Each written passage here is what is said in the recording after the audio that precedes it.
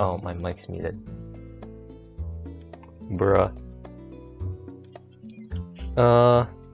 Cool. Why am I not...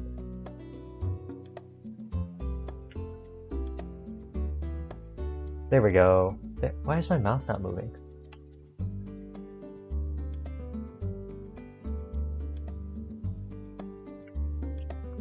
Mic is broken, heart is too. I can't hear anything.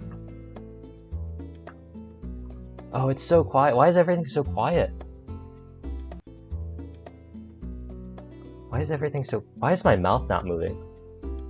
Why is my mouth not moving? Oh,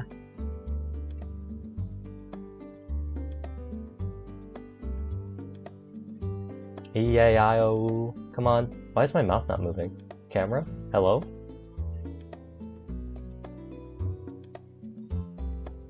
Okay, okay. Hello? What's happening? Mouth?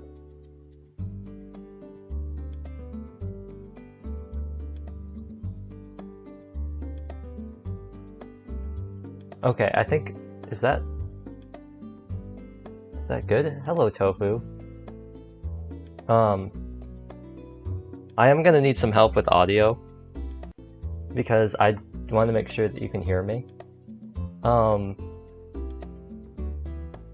am using a very scuffed mic. I can switch it over to this. I don't think it sounds any better.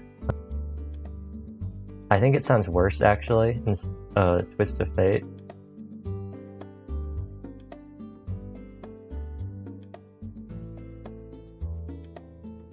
I don't know. It might not sound any different. Let's see.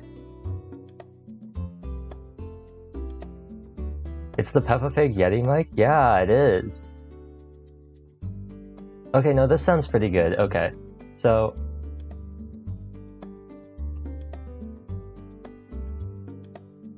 I'm just stress test this like I did last time. Also, I'm gonna mute the background music.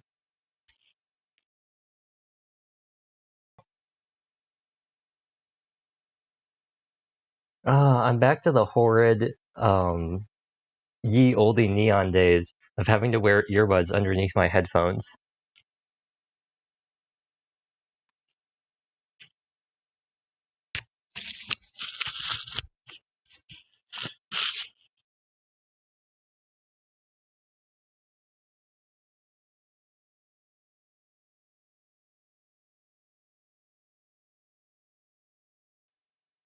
You have no idea how painful this is, how annoying this is. That's why I want to make sure I want to get all this mic stuff out of the way. I want to get all this audio balanced so I can take these things off.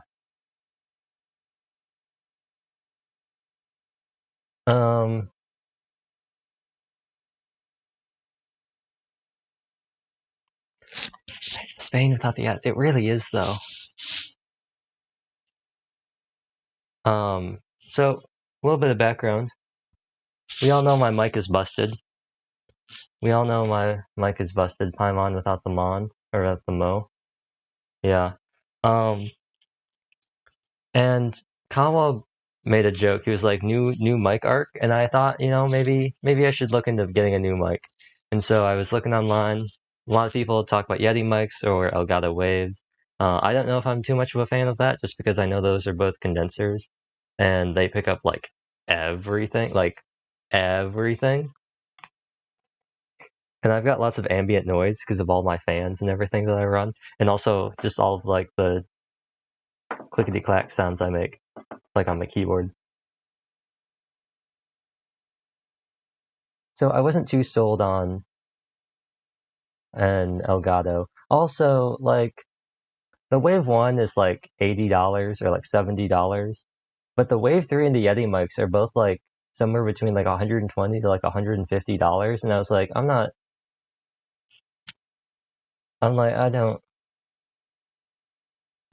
want to spend $150 on a USB mic. I also like, what do I do when I get it and like it doesn't even sound that much better than my headset mic? What do I do then? They're quite expensive. Yeah, I found one that I might consider getting. It was like $62, but I don't know. It just, I like my headset mic. It used to sound really bad, but with some filters and everything, I've got to sound pretty okay. So I'm very happy with what it sounded like. It's a shame that it's broken, but hopefully I'll be able to get something soon. But anyway, I did some testing earlier, and the recording sounds super garbled, but I think that's just how OBS records. So I want to see, I think I have the timing right too, so I'm just going to play some songs and just see if they're too loud, and if my voice is like a good volume. When I was young, the hold hands meant that was enough. When we grew up, started to touch, we used to hit nights in the back of the bus. What about you go for a new headset rather than a mic? Well, you see, the only part of the mic that broke was the cable. The headset works just fine. And I didn't really want to buy a new headset when the replacement mic was only like $15. It was way less than getting another headset and another double set of cables.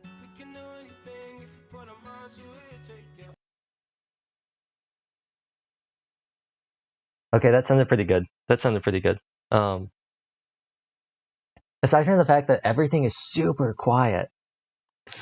Everything is super... Okay, I took off my headphones. I could get a new headset. Just perpetuate the problem.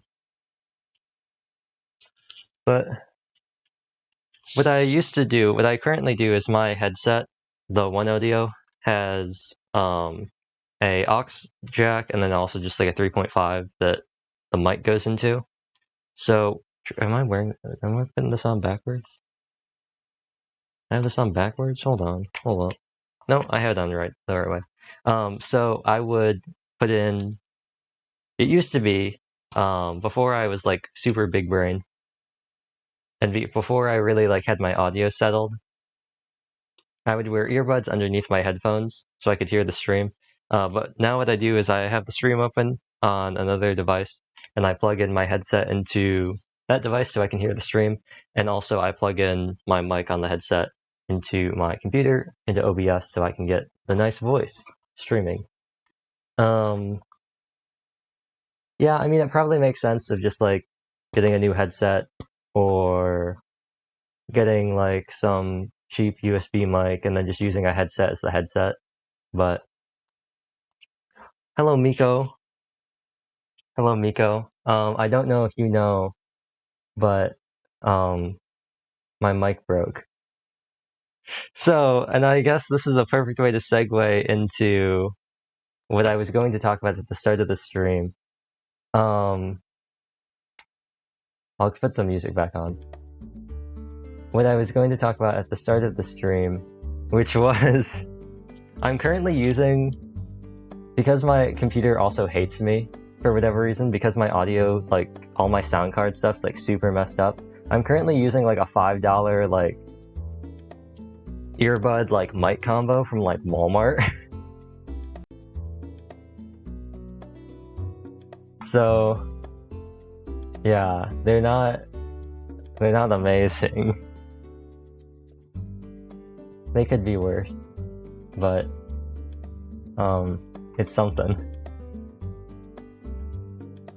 And it actually does sound a tiny bit better than using the inbuilt mic. So I did some finagling with some audio settings, seeing if I could make it sound a little bit better. You still sound great though? Thanks. I really wanted to play SeaBed, and we're going to continue playing SeaBed. But one thing I was just worried about is SeaBed is exclusively my voice. It is nothing but my voice. There's no voice acting in the entire game. so it's just me talking. And I was like, how's this gonna work? How's this gonna work? I just wasn't too sure about that one.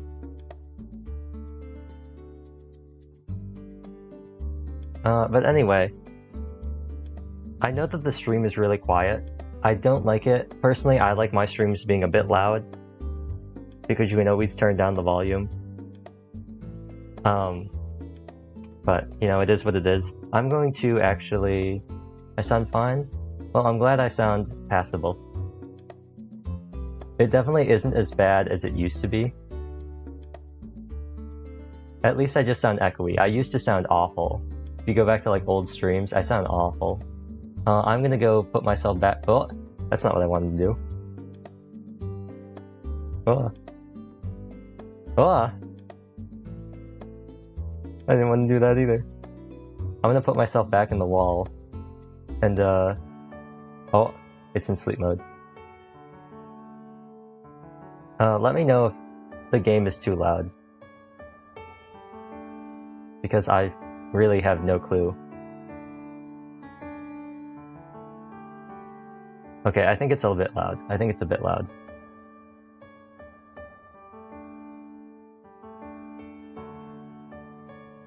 I'm just gonna lower a little bit.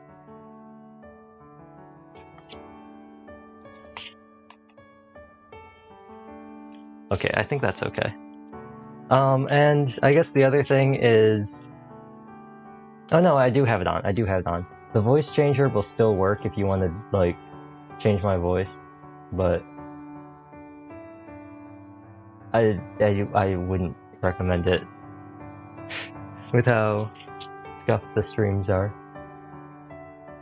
Anyway, now that we've actually started the thing...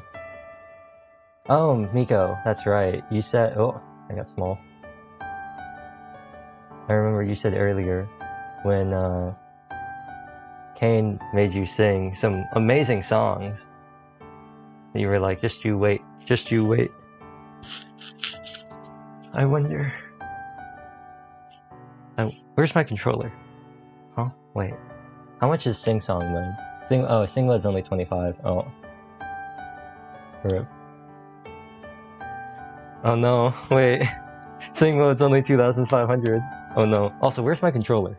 Hello? And actually, I'm gonna try and keep my hair out of the way of my mic. I'm gonna regret this later.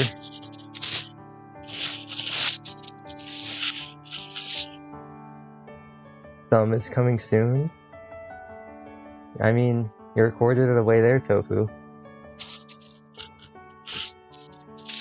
Okay. Oh! I'm gonna farm a lot of points. Time to get that auto clicker extension so you can auto pick up the points. Oh, any regards to points, provided I don't fall asleep. Yeah, I know you streamed for a while and then rating Frost. There we go.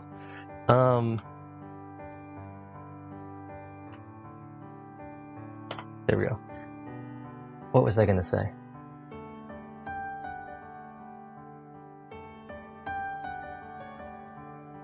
Oh, yeah, I remember. I really regret putting on sweatpants. It's suddenly gotten very hot. It's too late now. What am I gonna do? Change clothes in the middle of streaming? No, that's not happening. Time zones. Yeah, good old time zones. Anyway, when we last left off, I don't even remember what happened, but I thought that this would be a funny title for the stream, so I made it the title of the stream. Time zones, yep. Oh, I must have missed something here. Oh, wait. Yeah, I must have missed something. I must have missed something, because I don't have either one of these two images. But, Takako sang... We had a flashback where Takako sang a song, and then we saw an old picture of Sane's mom. Sane? No. Nanai. Sane? Nanai? Nanae. And we also found that Narasaki... Oh. Thank you for the sub. Why did it go twice? Why did that send that message twice? Wait. Or I could do this. Wait, why didn't Stream Elements congratulate you? Why didn't Stream Elements... What? Thank you for the sub. I guess that was one thing I was gonna say. It is September, and September does not work for gift subs. So... yeah, that's cool. It also doesn't... September does not apply to any current subscriptions, either. Yay! Oh, and... oh, okay, before we start SeaBed, the last thing, I promise, I did not have enough time to get them all prepared, but there are follower emotes. I unlocked follower emotes, which was like, hey yo, you can do that. So, in addition to all of the tier 1 emotes that we have, you know, like the heh and everything, yes, we've got the stairs.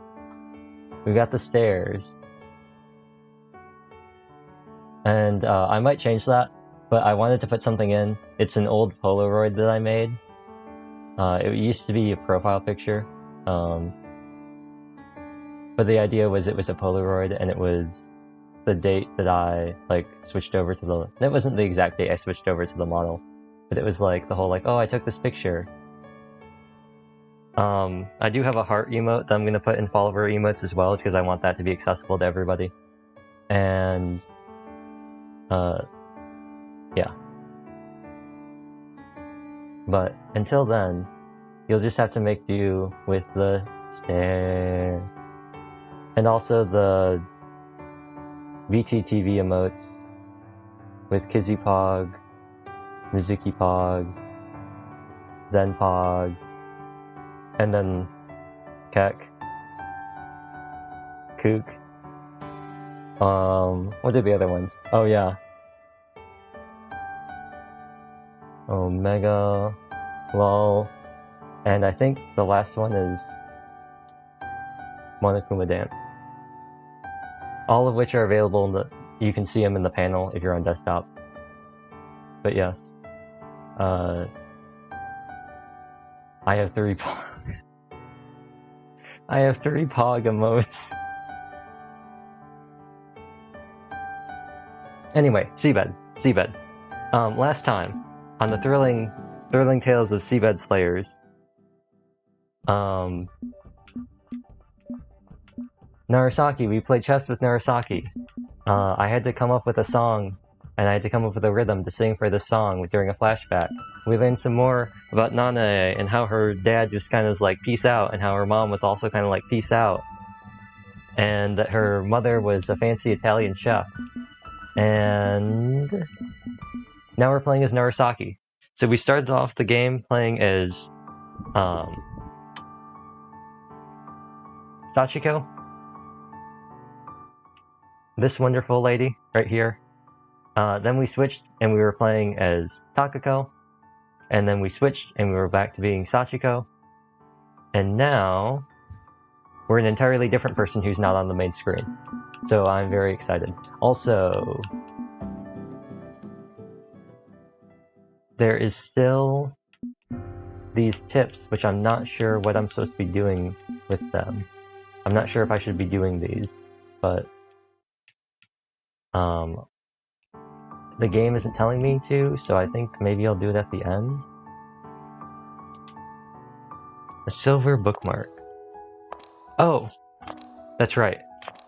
So we're in Narasaki now, and we went to this library at the hotel that,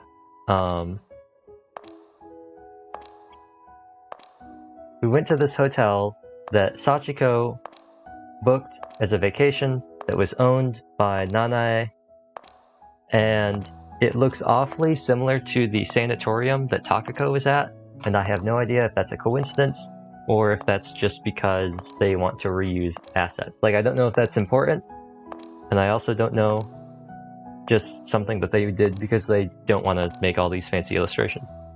But anyway, I have to do a Narasaki voice.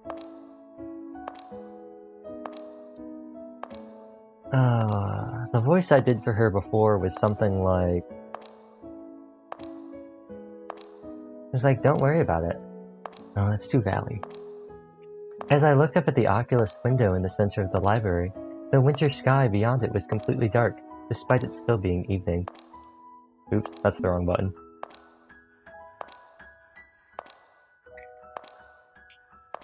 The lights on the library walls lit up, banishing the shadows to a small area in the middle of the room and the corners of the ceiling. Everything around me was now illuminated in warm colors.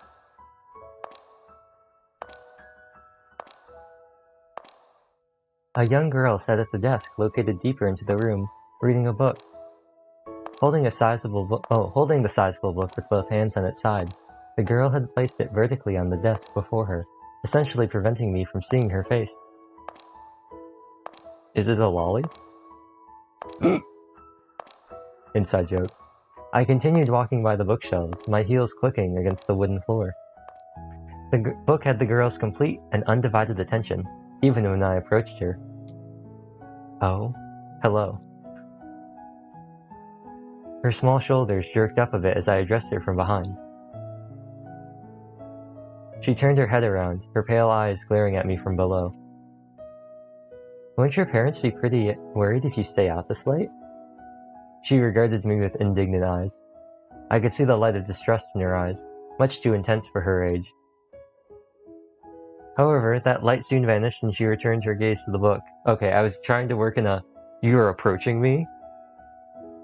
But it never gave me the option to work that into the dialogue. I can't do my JoJo memes. Well now. The girl's desk was littered with various other books and notebooks. The girl closed the book and reached out toward the other end of the table, her ponytail dancing in the air behind her. Pulling one of the notebooks to herself, she opened it and began scribbling something diagonally, completely ignoring the ruled lines. I glanced at the other nearby notebook that was open, and saw the bird's-eye schematic of some building. Can I take a look? The girl, still in the middle of writing, gave me a cursory glance and responded with a brief nod. She's like, I'm busy, lady. Please, I need to finish my homework. I picked up one of the notebooks and began flipping through its pages. They were the plans of the inn next door, with each page detailing not only its general measurement, but the furniture and various other little things as well. I can't believe this 9-year-old is planning a heist. I see you spent a decent time on this. A decent amount of time. Upon closer inspection, I realized that the other books on the desk were all related to the history of the mansion. There were a number of old informational pamphlets and newspaper clippings scattered around as well. Are you doing this for a school project or something? I don't think I've ever seen anyone go this far for a simple homework assignment, though. It's just my hobby. Oh? That's one peculiar hobby in this day and age. Hardly anybody scrapbooks anymore. Gotta slip them in somewhere. In lieu of a reply, I heard only the shuffling of paper and the sounds of scribbling. Something like...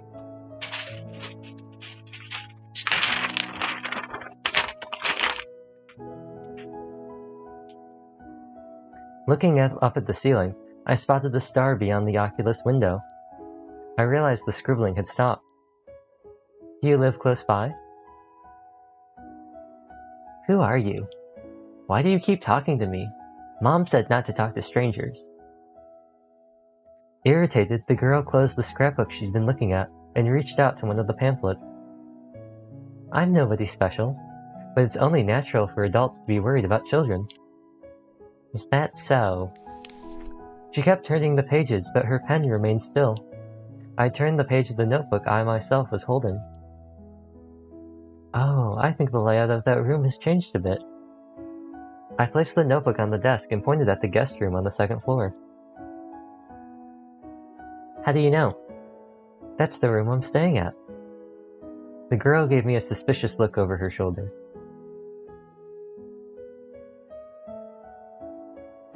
The light from the lamps inside intensified as it began to grow even darker outside, illuminating her face. Her somewhat big, slanted eyes sparkled black in the artificial light, revealing more about her thoughts than her soft-spoken demeanor. Her nose looked a bit too refined for someone of Asian descent. Wow, I can't believe Narasaki's nose profiling.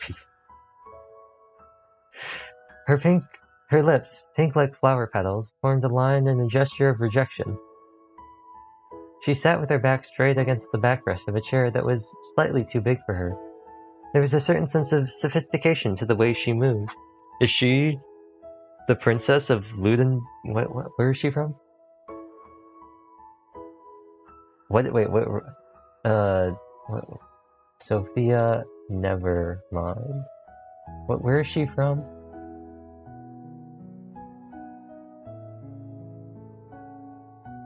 Oh, no, it's Sonia. Novoselic. There we go.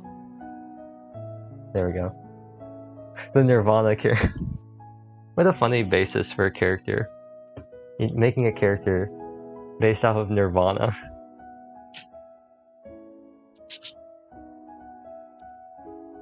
The girl looked me up and down, her deep eyes eventually settling on my face. The sun's already down. Have you contacted your family about being late? Is that all you came here for? Said the girl, narrowing her eyes. Her gesture resembled my friend's. I'm looking for a lost item. Have you seen a silver bookmark anywhere? It has a clover-shaped cutout at the top. The girl turned a few pages of her scrapbook and handed me the bookmark that was there. I found it on the desk closest to the window. I thought it could come in handy, so I put it in my book. Thanks. My friend accidentally left it there, you see.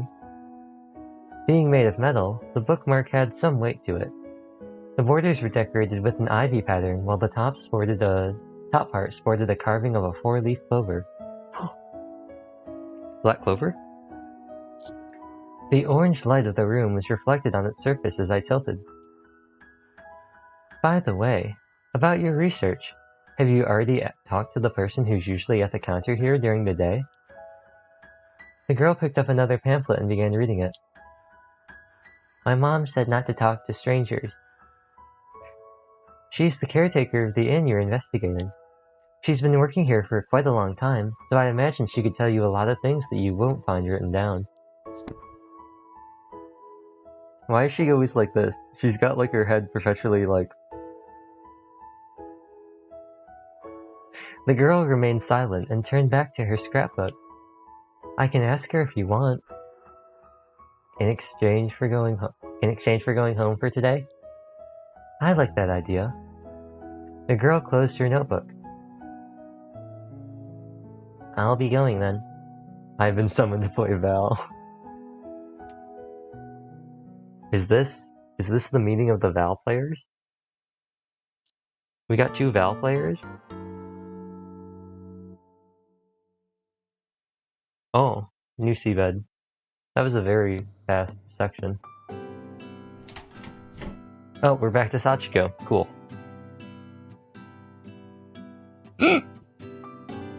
Who could this be? Good morning, Sachiko. The weather sure is nice today, isn't it? Why don't we do it here now, seeing how it's so warm? Oh, it is Narasaki. I pressed my fingers against my temples. They still ached from all that alcohol. I was still sitting on the bed in my pajamas when Narasaki entered the room and passed me by. I will lurk and listen while playing. I will not leave. You can frag out while you listen to Narasaki tease Sachiko. She parted the curtains, making the light reach the tip of my toes. I glanced at the window and saw her moving the table with the chessboard on it to a spot with better sunlight. After that, she pulled up a chair and sat down in front of the table. You promised to help me kill time until Miss Nana's aunt drops by the library. I did? I don't remember. Well, I do. Where does all your energy come from? Well then, let's see. Do you remember where we left off? Not really. Was I supposed to write it down? I was just checking. I'll go get changed. After pushing aside the sheets covering my legs... Oh, wait. After pushing aside the sheet covering my legs, I climbed out of bed. Trying to get some different inflection for the characters. From behind, I heard the glassy sound of the chess pieces being moved. I remembered how Narasaki sacrificed her knight to open an attack on my left side at the beginning of the match. We returned to a stalemate as soon as I fended it off, though. That's just how gigabrain I am. I see you've finally woken up. She's still wearing that. She's still wearing that. Looks so weird. I don't know, Narasaki. The turtleneck and the tights being the same color? Did you come to my room this early on purpose? The corners of Narasaki's lips curled upward. It was worth a try. I suppose. Anyway, I never would have guessed you were so good at chess. What is happening? What is happening? No. My phone just started raising its volume for no reason. I'm not that good. You seem quite used to the game, though. Takako was really obsessed with it at one point. She pretty much forced me to play with her all the time. Was she better than you? I think you know the answer to that, Narasaki. At first, I kept losing, but I'd say we were about equal by the time we quit. Oh? Why did you quit? Takako got bored of it. I see. Narasaki smiled. If you two were about equal, that means winning this would make me the best. I wonder about that. What do you mean? Narasaki asked as she continued to move her pieces. Was Narasaki plotting to distract me from the game with small talk, or was there another, healthier reason for her sudden curiosity? I kept playing against the same opponent all the time. I knew her strong points and most of her usual tactics. I could easily predict how the first halves of our matches would usually go. But with a new opponent, I have to keep observing every move and prepare myself for the unexpected. Narasaki released her chin and moved her piece with a thoughtful, I see. As I couldn't see her face, I wasn't completely sure what that I see meant. I frowned and moved my own piece. Narasaki did the same. Then it was my turn again. The way things looked, we were nearing the end game. By the way, I met a girl when I went to look for your bookmark in the library. One with curly hair? Exactly. Do you realize how much she resembles you when you were younger? She does? Narasaki placed a hand in her chin, falling in deep thought. What part of us is similar? The way you look at people. She glanced up at me for a short moment and uttered, Yeah, you two really do look alike, as if to reaffirm her own statement.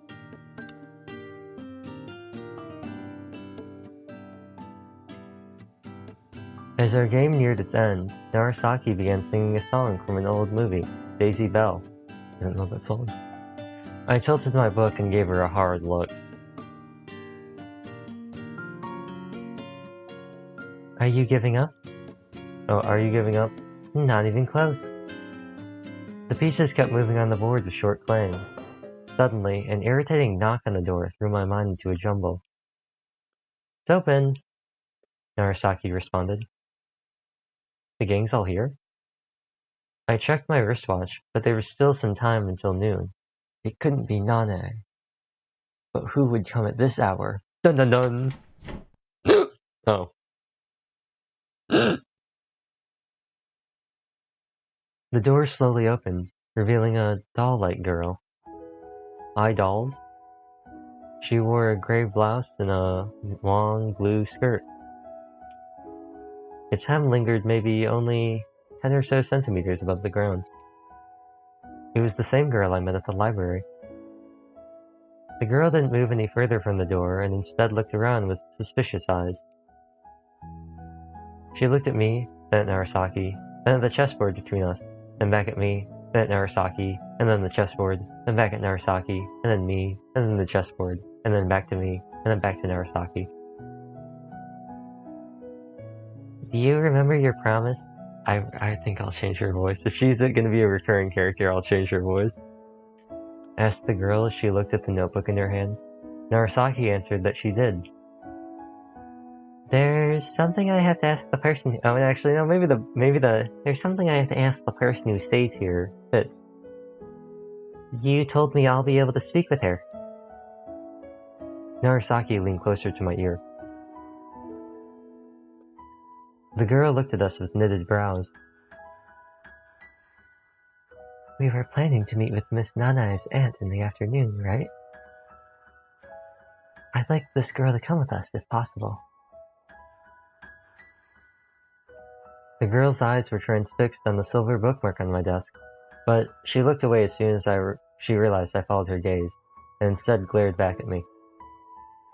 I don't mind. Thanks. Oh, thanks, said Narasaki in a small voice. Do-do-do-do-do-do. Do-do-do-do-do-do. It's quite a mansion, isn't it? Narasaki looked over her shoulder. I wonder if we'll ever have more than 3 characters on screen. Oh no, that's not true. We had 4 characters when we were at the office. 3 characters talking in Sachiko. The girl was following us, keeping a moderate distance. I'ma lie on my bed. Yeah. And if you drift off to sleep, you just drift off to sleep. It's like a bedtime story. Once upon a time, there was a bird in a land far, far away. And this bird sang wonderful songs. Every morning, it would rise from its nest and go to the edge of the birch branch. I don't know any bedtime stories. Well, that should be a given. The place used to be a residence of an influential family until it was sold off and remodeled following the war. Even among classic hotels, you'd be hard-pressed to find a place that preserved its historical authenticity to this extent. Who's talking? Oh, it must be the girl. I see, Narasaki remarked. I heard the girl mumble. I see you know nothing. In a low voice. Ugh. As Narasaki made an awkward smile, a voice called out to me from the window. Romeo, oh Romeo, wherefore art thou, Romeo? Oh, wait, no, that's not what happens. Romeo's outside the window. What is it? What does he say? I gotta find the whole line. I have to find the full line. But soft, what light through yonder window breaks? It is the east, and Sachiko is the sun. O rise, fair sun, and kill the envious moon, who is already sick and pale with grief. That thou, her maid, art far more fair than she. Be not her maid, since she is envious. Her vestal livery is but sick and green, and none but fools do wear it. Cast it off. It is my lady. Oh, it is my love. Oh, that she knew she were. She speaks, yet says nothing. What of that? Her eye discourses, I will answer it. I am too bold. 'Tis not to me she speaks. To the fair of the star, 2 of the fairest stars in all the heaven, have some business to entreat her eyes, to twinkle in their spheres till they return. What if her eyes were there, they in her head? The brightness of her cheek would shame those stars, as daylight doth a lamp.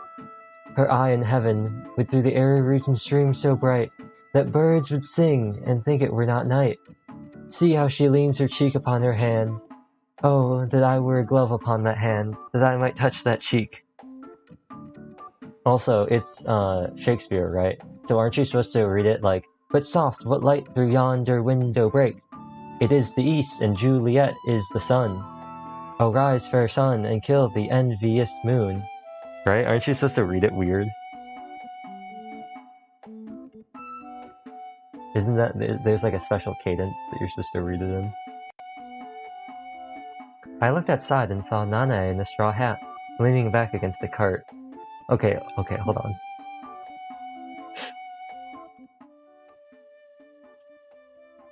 This is so funny.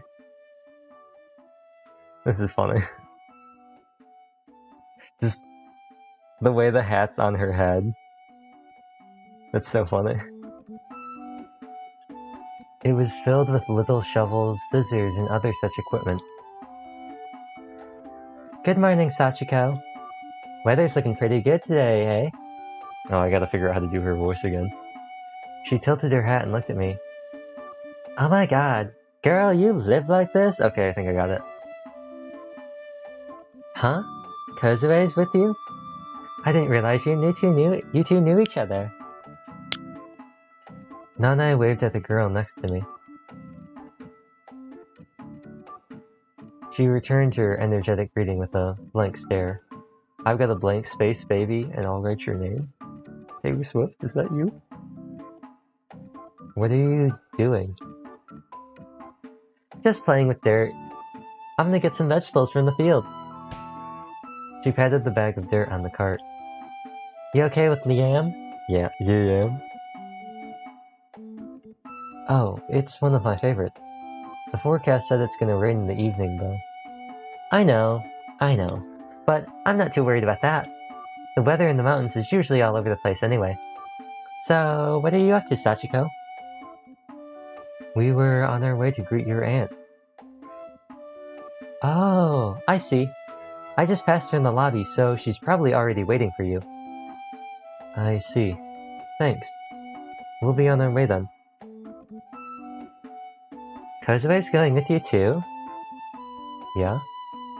That's quite the peculiar group you have there. Now I'm almost curious about what you're planning to discuss. Anyway, don't worry too much about my auntie. The more people there are to talk to, the happier she gets. I'm glad to hear that, said Narasaki. Please don't introduce any more new characters. Game. I'm already reaching my limit with voices. And if you do add new characters, we have what? Takako, Sachiko, Narasaki, Kozue, Nanae, Sanae, Mayumi, and Kozum. What's her name? Office girl, the other office girl. We've got Inukai. We've got 9 characters and 8 of them are girls. Please, I can only do so many voices. After reaching the lobby, we took the left corridor and after just a few steps found a staircase leading underground to our right. We descended in an orderly line. Narasaki, who was at the front, stopped at the bottom step and opened another set of doors. The sweet scent of sugar lingered in the air around us. I looked back and saw Kozue grimacing. Kozue? Kazuha. After walking through a narrow underground corridor for a while, we reached the entrance to a wide room. We stepped over the stone tile that separated the 2 areas. Oh, this looks nice, I think. There was a round table and 3 chairs in the center of the room, as well as Nanae's aunt in an apron. I keep going back between aunt and aunt. She was setting plates on the table. Oh no, wait, never mind. She's got twin tails. She's got pigtails. I was gonna say, oh no, she has the anime mom hair. It's another new character. Oh, what's she sound like? She's maybe 40, something like that. Oh, I don't know what voice to give her. Oh, you're already here? Hello, said Narasaki as I bowed my head. Nana's aunt said her greetings and considered us one by one. Forgive me, but I'm still in the middle of preparations. Could you wait for me at that table? I'll be back in a second. She then disappeared into another room with a tray in hand. Before she closed the door, though, I caught a glimpse of an old stove. Doing as I'd been told, I pulled back one of the nearby chairs and sat down. Kozue did the same. Narasaki walked over to the sofa closest to the window, and, after brushing off some of the accumulated dust, collapsed on it with a sigh. The walls of the underground room were made of stone, with a couple of wooden windows at the top. Through said windows, I could see the tree in the yard. I realized that the stairs next to Narasaki's sofa led straight to it. Kozue, sitting in front of me, glanced around the room with an empty expression. Oh, she looks mischievous now, just her expression. Sorry to have kept you waiting. I turned around and noticed that Nanae's aunt had returned from the other room. She came closer to us, wiping her wet hands on her apron. Oh, it's not a problem at all. I'm sorry for bothering you at such a busy time. Oh wait, I guess that was Sachiko. I tried standing up, but Nanae's aunt gestured for me to remain seated. Oh, I'm not that busy at all. And even if I was, I'd prioritize a good conversation over anything else. The older a person gets, the gloomier their conversations become. So you see, I'm grateful for any chance that lets me spend some time with you youngsters. She walked to the table and sat down in the one chair that still remained open. Nice to meet you. My name is Ake Lily. Just call me Lily, okay? Are you a foreigner? Asked Kozue. No, but I've spent a long time there. That's weird, said Kozue in a small voice. She chose not to pry further. Is it? I like my name, though. Lily made a sour face, pretending to be hurt. She turned to me, noticing that I'd been looking for a chance to introduce myself as well. You're Sachiko, right? I've heard all about you from Nanae. She kept talking about what a beauty you were after she came back from Rome. It made her so excited when she learned you'd be dropping by for a visit. Narasaki let out a suggestive mumble. She might look all grown up, but she's still a child inside. Don't worry, Sachiko, you can replace Takako with new Takako. She's not causing you any trouble, is she? Not at all. If anything, I'm the one causing her trouble, and she's the one looking after me. I think she makes an excellent landlady. You said it, Narasaki added. I'm glad to hear that. Oh, and I've seen you at the library. Your name was, Lily gave Kozue a gentle smile. Kozue returned a blank stare. Did you forget what you came here for? Asked Narasaki. Oh, that's good English. It's Kozue. Kozue looked at me and Narasaki, then finally introduced herself. Right. It was Kozue. Now I remember. I'm Lily, the caretaker of this inn. Nice to meet you. Lily placed her palm on the girl's small head, making Kozue's young face contort into a sour expression. Hold on. I've got something for that. Behold. The power of special effects.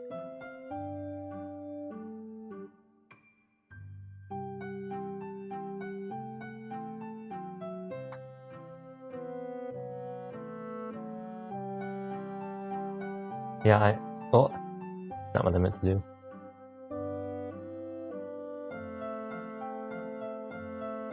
She looks something like this. How dare you head pat me? How dare you? Get rid of this.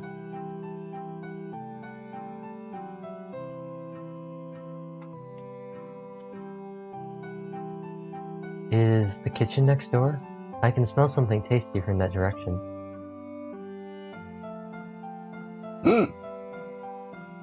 Lily hiccuped, then turned to me. Yes, that's right.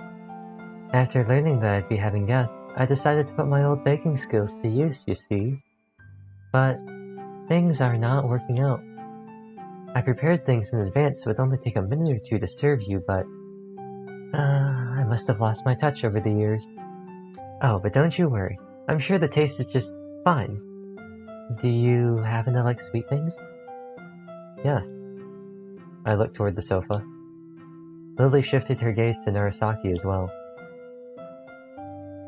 I prefer them to spicy food. They'd be perfect with some tea, I'm sure. They certainly are. Lily made a smile before turning to Kozue. What about you? I don't know. Mom said not to eat anything from strangers.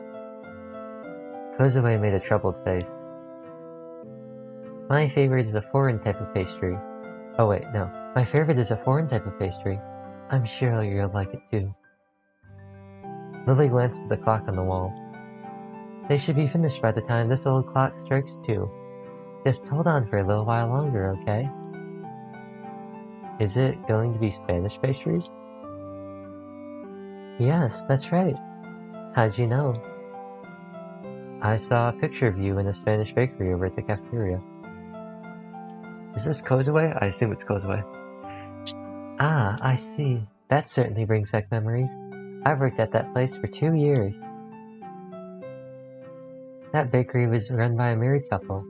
They would look after me like their own daughter. I mustered the courage to go overseas, but finding proper work wasn't all that easy. I had a work visa, but I couldn't speak the language. And just when I saw my savings were about to run dry, I chanced upon that bakery. The husband, who spoke English, so we could communicate. I explained to him that I came to Spain to learn about cooking, but had no connections over here, nor any money left over. So he offered to let me live and work at his place. You went all the way overseas to study the culinary arts? Yes, I wanted to learn about the national cuisines of a number of different countries. After Spain, I also visited France and Germany. But I was always planning to return to Japan, eventually, to work at this inn.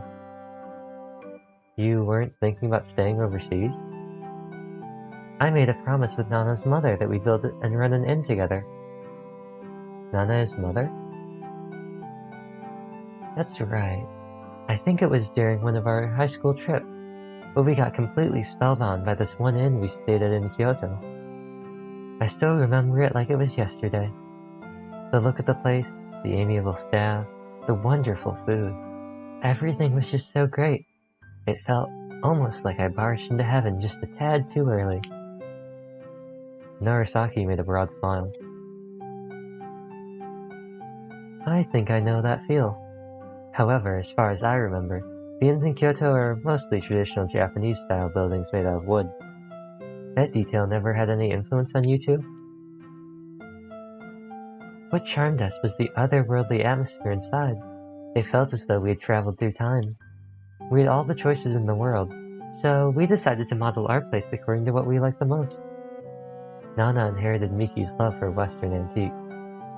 I was also quite into fables and old Western houses at the time.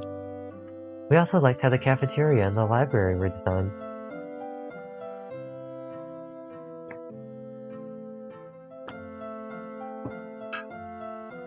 But above all else, we were lucky that this mansion belonged to Miki's family to begin with. She inherited it after the passing of her grandmother, and then we remodeled it according to our taste. Voice correct.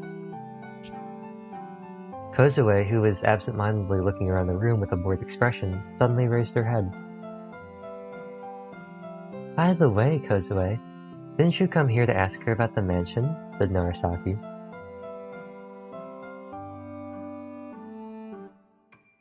Hello, Kawa. The Scuffing.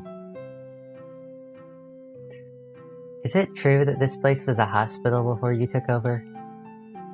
Lily turned to Kozue. I thought everyone had forgotten that rumor by now. In a way, you are right. This place was used as a sanatorium before the war. Does that mean that our Takako isn't the Takako that we saw? I don't know how deep they're going with this. But she just said that it was a sanatorium before the war, so it's entirely possible, aside from the fact that when Takako was at the sanatorium, everything was quite modern, so it probably isn't. But it still is strange that the sanatorium that Takako is at looks almost identical to the inn, if nothing else the fact of being reused assets. And even now they're mentioning that it used to be a sanatorium before the war. And Sachiko saw that ghost of Takako running around in the halls, which is all very suspicious. And earlier in one of the flashbacks when they were in Rome, Takako started talking about like all the history at the market, at the cafe they were at, and how there were all these different things that happened that could have potentially happened on the very land they were sitting on. I don't know. The game's been really weird about time. So, But it still belonged to the Fujisaki family. Its master at the time was a doctor, and simply felt like he should lend some of his rooms to his long-term patients. I heard there were times when over 10 patients lived alongside him in the mansion. Kozue listened to Lily's story in complete silence. I heard the grandfather clock in the lobby chime the hour. I think the pastry should be ready by now. Let's continue this conversation over some snacks and a cup of tea. Kozue gave the clock on the wall a quick glance. Lily stood up. I'll help. Thanks. Oh. I stood up myself and followed Lily into the kitchen. Still seated, Kozue picked up her carrier bag from the ground and placed it on her knees, and pulled out a folder packed with documents. She then opened it up and put it on the table. Her bag seemed to be made of cloth and had an engraving of a lily on it. I've got a hiccup coming up. Oh, it was a little one. It was a fake hiccup. Later that afternoon, the conversation shifted completely to Kozue and Lily when they began discussing the mansion. Lily brought out an old schematic and spread it across the table. Kozue kept pointing at the various parts that piqued her curiosity. Why is this well in such an inconvenient location?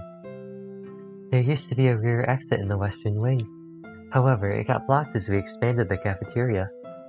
No one was using the well by that time, though. Next, she pointed at the roof. Where does this chimney connect to? You noticed the most interesting of things. It's connected to the stove of this room. Gotta say, Thoreau, tough, thought, though, Thoreau.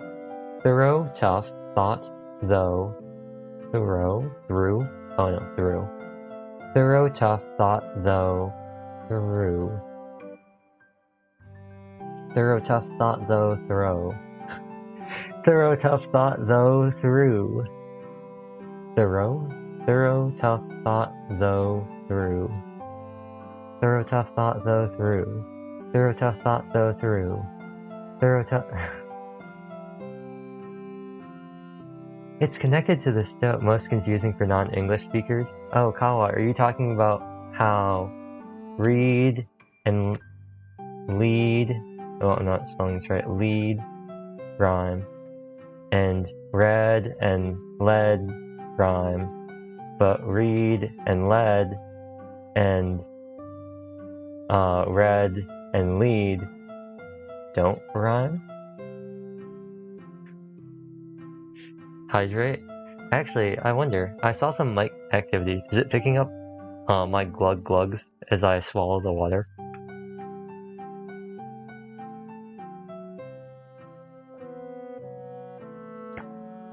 Okay, it's not. I think I'm just hitting... I must have just bumped something before. Mini burp? Yeah, you know. Read and lead and red and lead rhyme, but read and lead and lead and lead and red don't rhyme. Easy. Easy. You saw the spiral staircase in the lobby, right? English.exe stopped running. That will lead you to the roof. The chimney was originally used for... Oh! Oh! What? What? What? What was that? Huh? What? Wait. What was that? Coco? Wait. Wait. Wait, whoa. Oh. Oh. He was was the hydrate alert.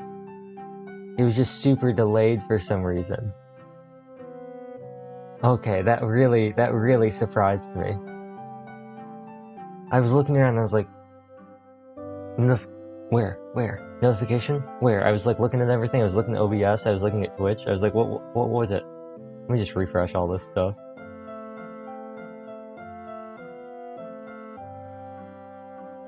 That confused me so much.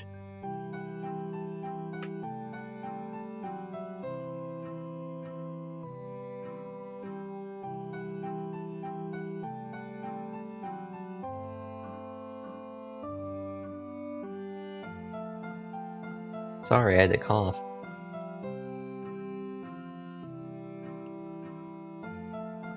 Anyway, what were we talking about?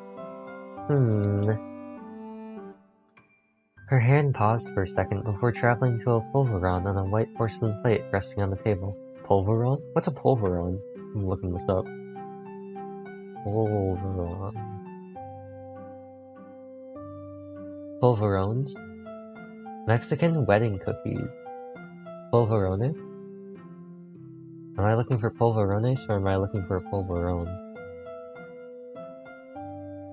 I guess they're the same thing. Polveron. Interesting. I don't really know how. They kind of look like shortbread cookies. Some of them did. Some of them kind of look like macaroons. It's a very thick cookie, like a nice like cylindrical kind of cookie.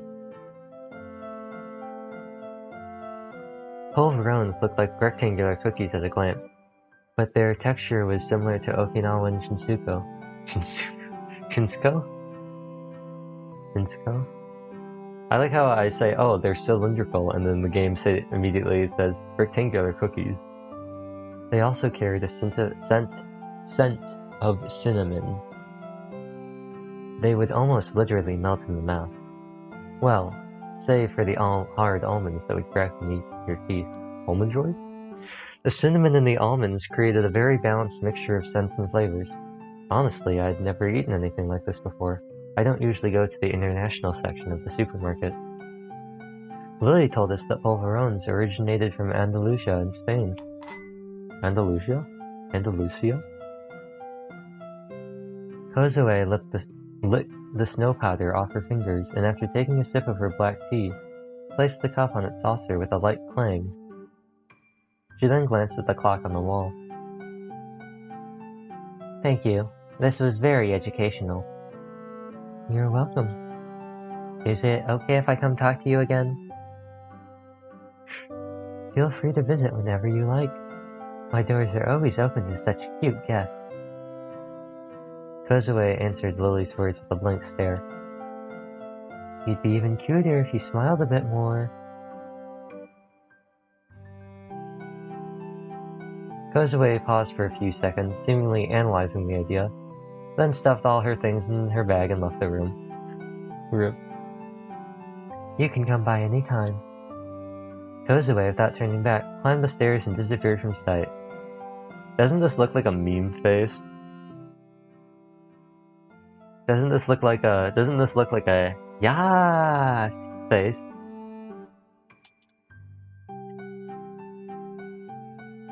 I'll go see the princess off. Narasaki rose to her feet. Lily and I saw the two off. I wonder if she's planning to be an architect or a designer in the future. It's pretty inspiring to see someone so young start from such an early age. I agree. She's quick on the uptick and is clearly motivated. If only she acted a bit friendlier, she'd be a favorite among teachers. Lily paused there. It seemed as though she was just about to reveal the reason behind Kozue's behavior. Like Narasaki said before, everyone had their own individual circumstances. Maybe she likes you, but isn't good at showing it.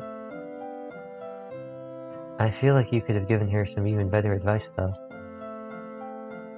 Lily kept her fingers on her teacup's handle without actually lifting the cup itself. Nana told me you were running a design office in the city. I am. What kind of job is it, exactly? I got that question a lot.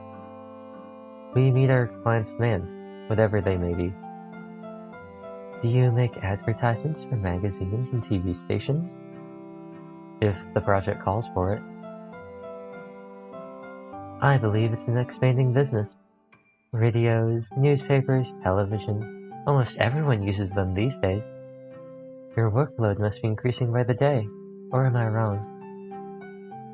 You're right that we get more offers nowadays. However, most of the big companies already have their established ties with old advertising agencies, so a relatively new place like ours tends to only get local, small-scale projects. Oh, so it's an old business actually.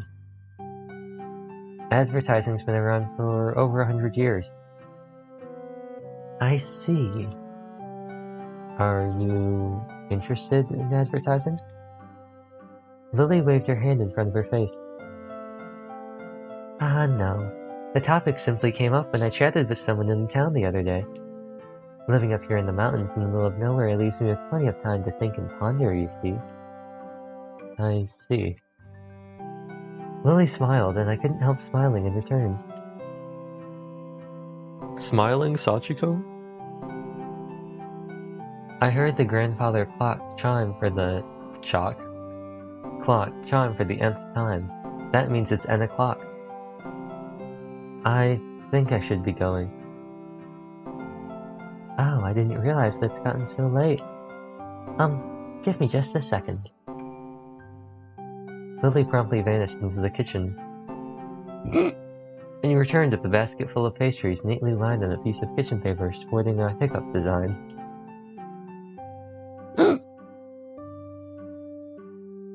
Take this with you. It's dangerous to go alone. Thank you very much.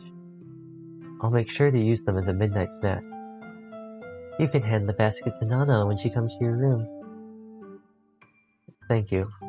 Both the tea and your pastries were delicious. It's been so long since I've had the chance to chat with a fresh face. I'd be happy to talk some other time, so don't be shy.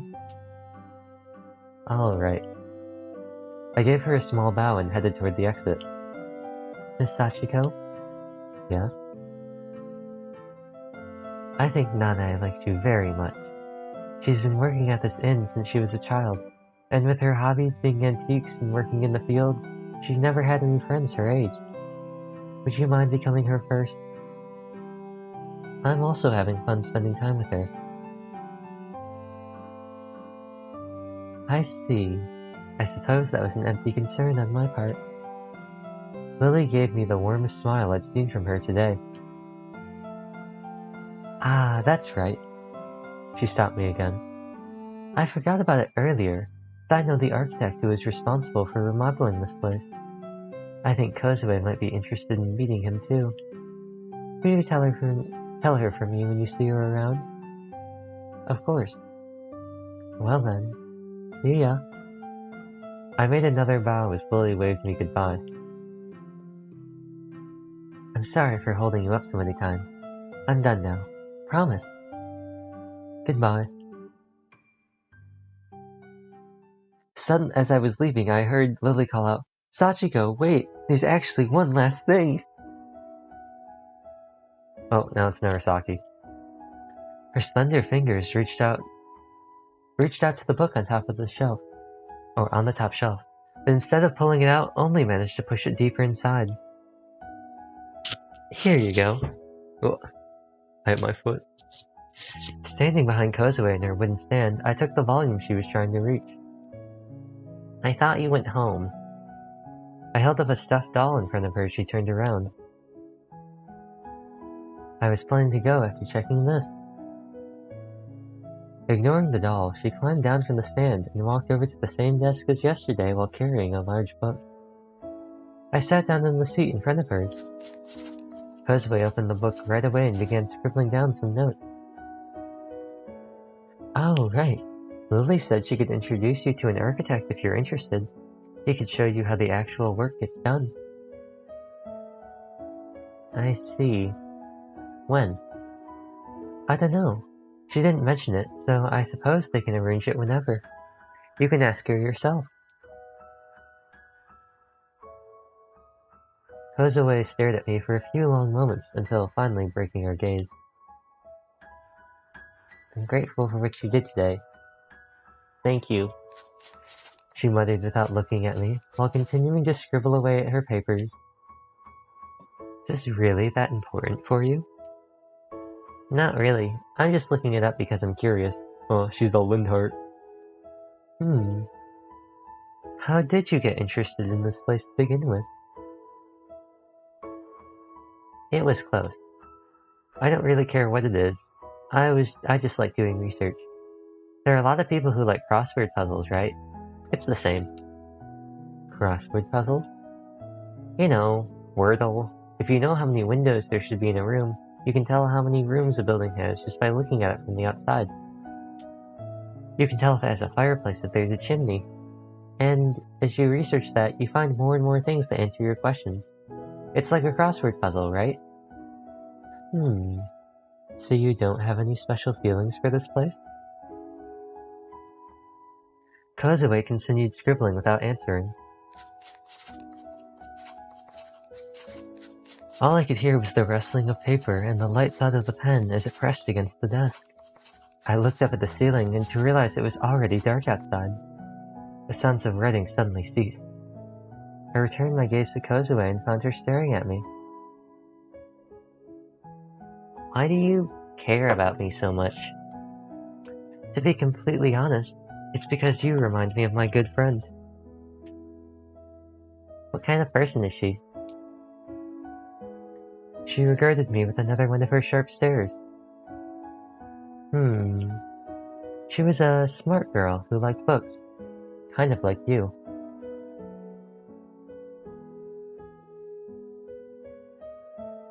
Also kind of difficult to deal with. I don't think she had any other friends besides yours truly. Cool. Kozue mumbled something as she began stuffing her notes into her bag. I picked up the book she left lying on the table. Kozue didn't say anything, so I returned it to its original place on the shelf. I turned around to see Kozue staring at me, all ready to go. She broke her gaze right away and started toward the exit.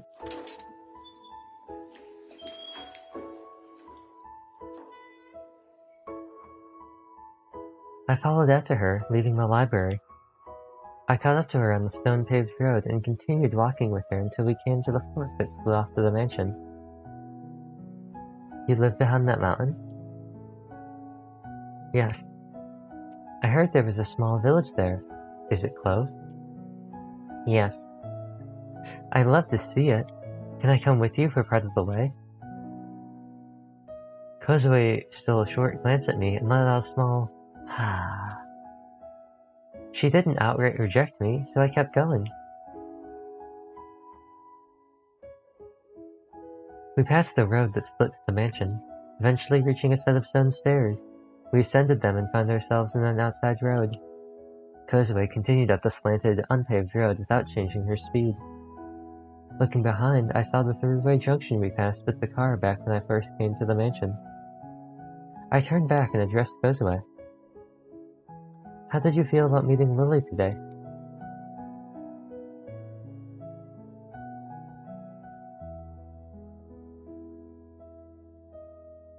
I caught up to Kozue and lined up next to her. She gave me a puzzled look. Everyone was calling her an aunt, so I figured it'd be someone older.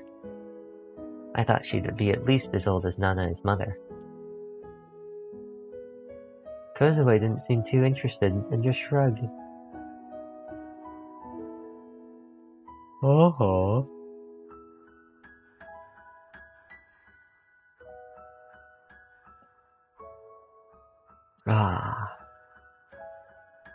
After a few minutes, we found ourselves in front of a small tunnel.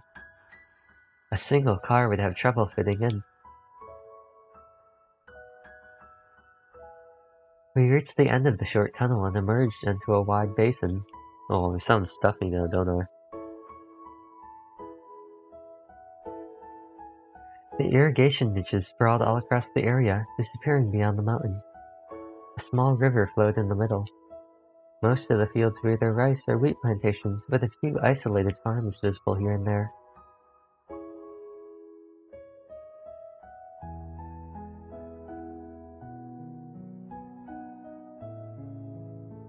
We continued down the gentle slope of the unpaved road along the river. It's beautiful here. There's nothing here. That can be a good thing depending on how you look at it. I stopped, but Kozue didn't. The distance between us began to grow. I think I'll be turning back around here. Kozue seemed on the verge of looking back, but ended up continuing onwards without paying me any further attention. As I made my way back toward through the tunnel, I realized that the southern end of the mountain was brighter than the northern one. Interesting.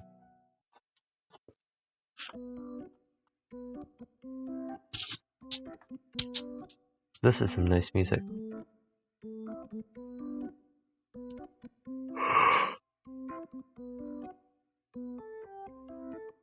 Da da da da.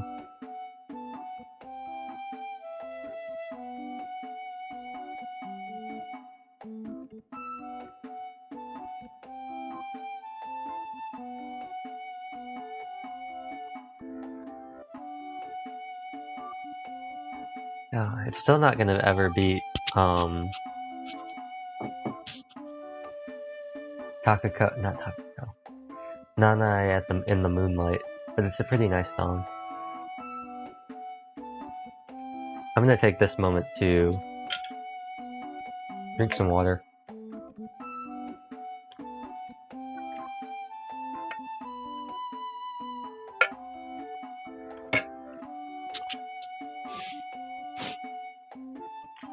Ugh. I'm a little congested. Not congested. Just a little nasally today, combined with a different mic. And I'm actually gonna just sit here. It's not even resting my voice. My voice is fine. Just rest my mouth. Rest my jaw from doing all the...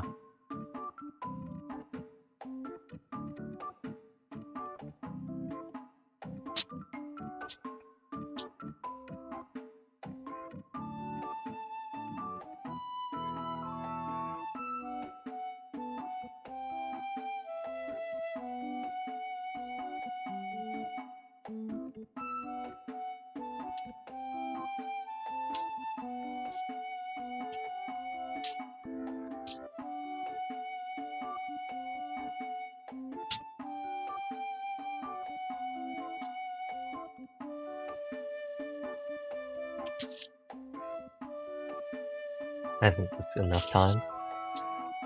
And we're back to Sachiko too. When I do Narasaki's voice, I smile. So, that's part of it. If she has long extended periods of time, it gets a bit rough. Because I have my face like this the entire time. I'm always like... I was walking through the inner yard, watching the orange-tinted light of dusk illuminate the second-floor windows, when I spotted Nanae approaching with a cartwheel of vegetables.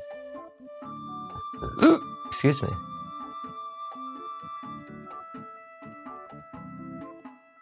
Sachiko's is a bit easier, since I just kind of do this.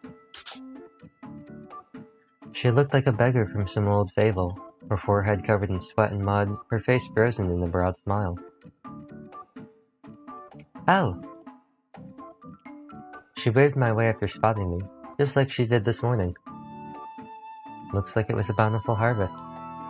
We're having lots of fresh vegetables for dinner tonight. Tell her what she wants. Oh, right. Did you manage to meet my auntie? Yes. I raised the basket in front of her. I see you got yourself some polverons. I saw her making them this morning. Those things are to die for. Care for some? You sure? Yep. Nanae came closer, pulling her hands out of muddy cotton gloves. Oh. There was still some dirt on her hand. It must have seeped through the glove. Here you go. Oh, here you go.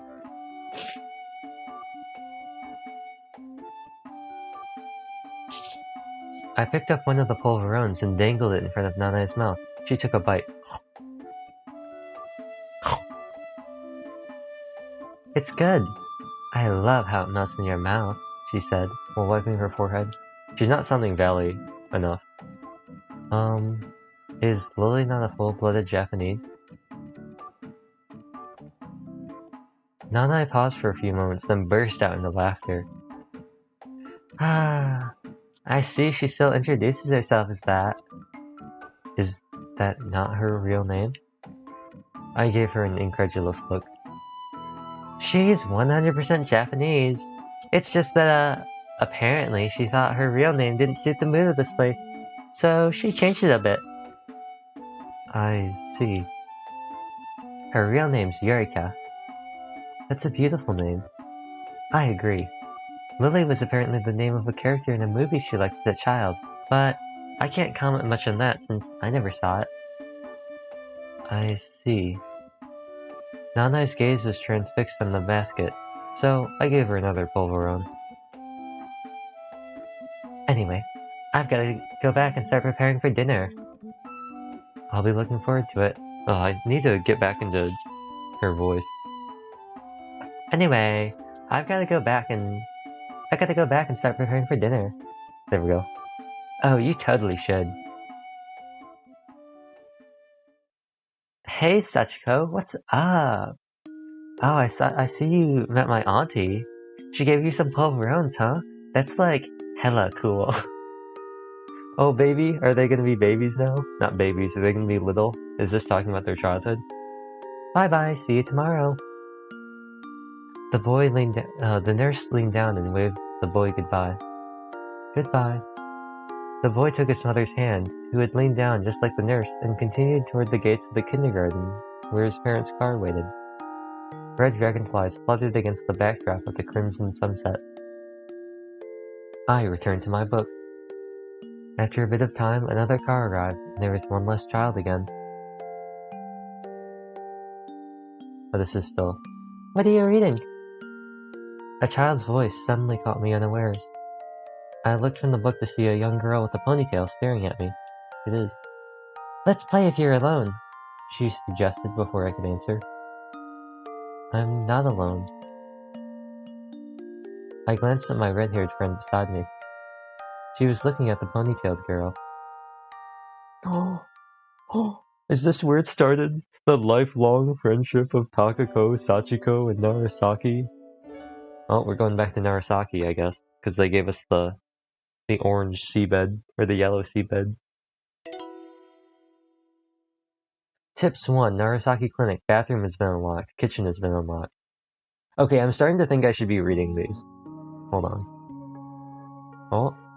Chapter 3. Okay. Perfect. Promise. We're blowing through these. The prologue was so long. Oh. And we're back to Takako. This is amazing. She's quickly becoming my favorite out of the three. Like, I like Sachiko. I think her responses are funny. I don't like playing as Sachiko as much. It's fun, it's easier for me to read, but I don't think playing as Sachiko is as much fun. Like, sure, Sachiko is great, but it's much more fun to play as Takako, because most of the time, or more of the time, when there are flashbacks with Takako, you've got Takako's point of view, and she's talking, like, Sachiko's there is, like, the second character that she's talking to. And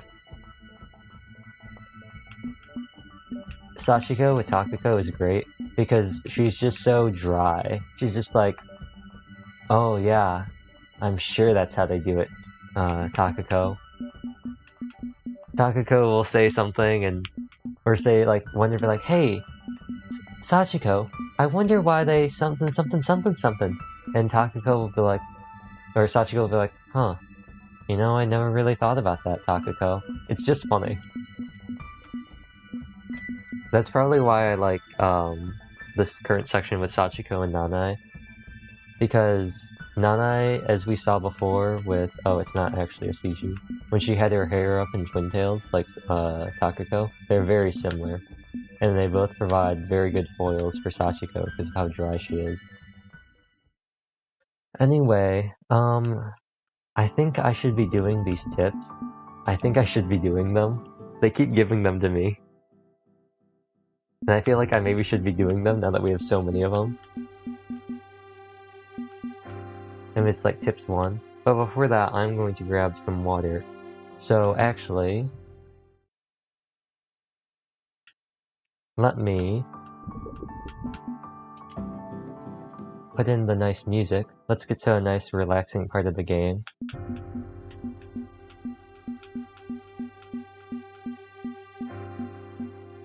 I believe it was dinner.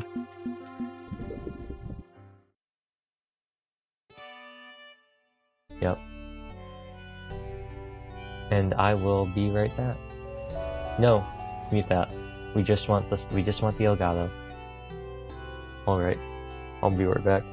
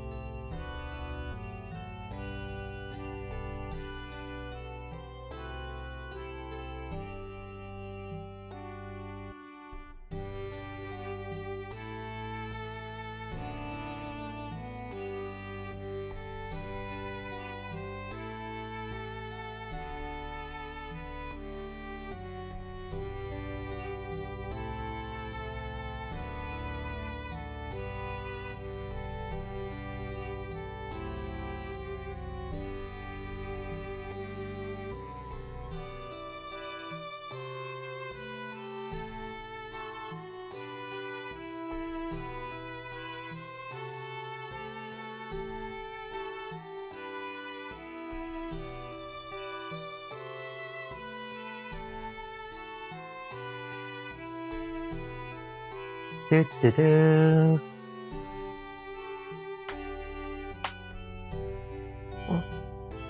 Make sure to head straight home.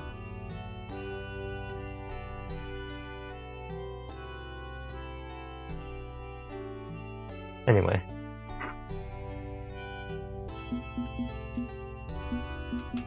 Do I have a save slot here? Oh, I do. Never mind. I made a save slot here. Cool.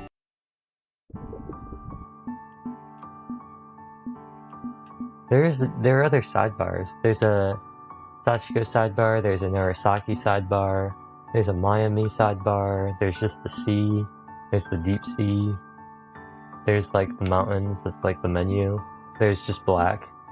I think it's interesting though, that there's a Miami one, I think this is Miami. It's either Miami or it's Sanae. And there's a Narasaki and there's a Sachiko, but there's no Takako. There's like one with both of them from when they were in high school, but there's no one that just has Takako. There's this one with Sachiko though. I like having both of them. It feels official.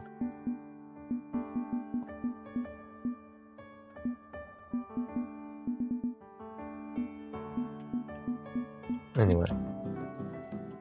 I don't know how long these were. From what I remember, they were somewhat long, so I'm just gonna go through this first one. I don't know when we got this, room 08. I don't know why we got bathroom and kitchen, these other ones. But we got room 108 pretty early on. This almost makes it seem like we'll get different sets of tips, because this specifies tips 1. So I wonder how long this game is. Anyway, room 08. I did look at this one time, I've looked at this a couple times on stream. It's just more text, which is why I always was like, should I be reading these now, or should I be reading them later, or what? Pale light filled the early morning corridor, its stale, humid air tickling my nose. I shook my still somewhat drowsy head and continued with my daily routine, inspecting the room equipment. Today was room 008's turn. I don't know, I'll just say room 8. Not breaking my stride, I pulled out a bunch of keys from my pocket and began looking for the one marked with the number 8. There must have been about 50 keys in that bunch, and a notebook. And with the notebook under my armpit, it took quite a while until I found the key I was looking for. That said, I still managed to have it ready by the time I reached the door with the number 8. As I opened it, the room on the other side sucked... Oh no, that's just...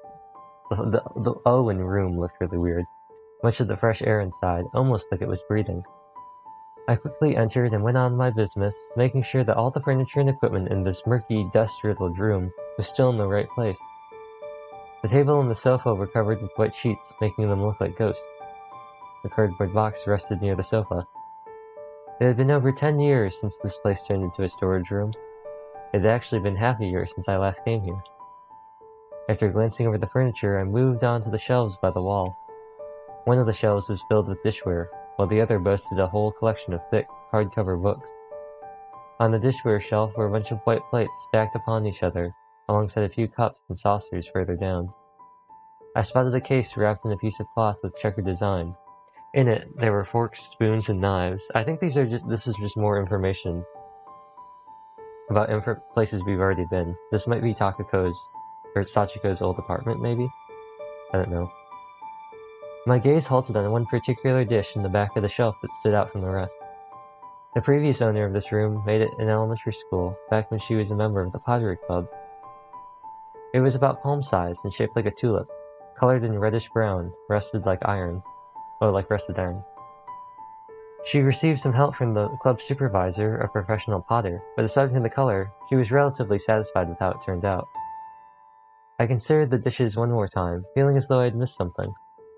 She made 3 dishes in total over the time she spent at the pottery club during her 6th year of elementary school. One she presented to her grandfather, but the other 2 she kept on the shelf. However, the green dish that was supposed to be next to the reddish-brown one wasn't there. Oh. That's cool too. If we are talking about Sachiko here, then you have the reddish-brown one like Narasaki, since she's got the red color scheme. And Takako, who has the green color scheme, and the green one is missing. I opened up my notebook. It had everything about this room marked down in detail. I turned the page to find that there was indeed supposed to be a green cup here. There were no notes of it being removed. It seemed as though it had simply disappeared by itself. I crossed it out and wrote down today's date slightly above it. Since I found one article missing, I decided to check every single item inside. It was nowhere near as easy as it initially sounded. After I finished, I found out that 2 books were also missing from the shelf. I crossed them out too and wrote today's date above them. With that done, I left the murky room and locked the door behind me. I glanced at the clock to realize this whole ordeal took me over an hour. Returning the keys to the night duty room, I continued my other duties. Or is this Mayumi? Or Mayuko? Is this at the sanatorium?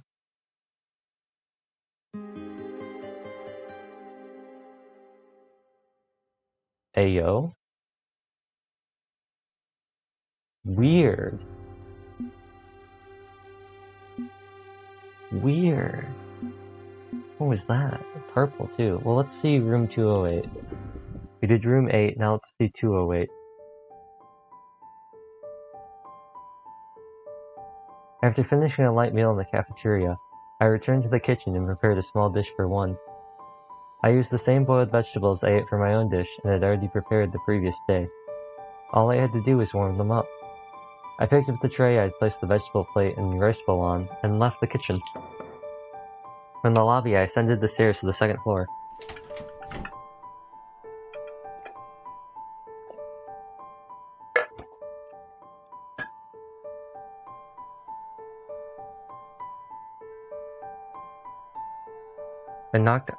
From the lobby, I ascended the stairs to the second floor and knocked on the door of the room at the end of the corridor, the one marked with the number 208.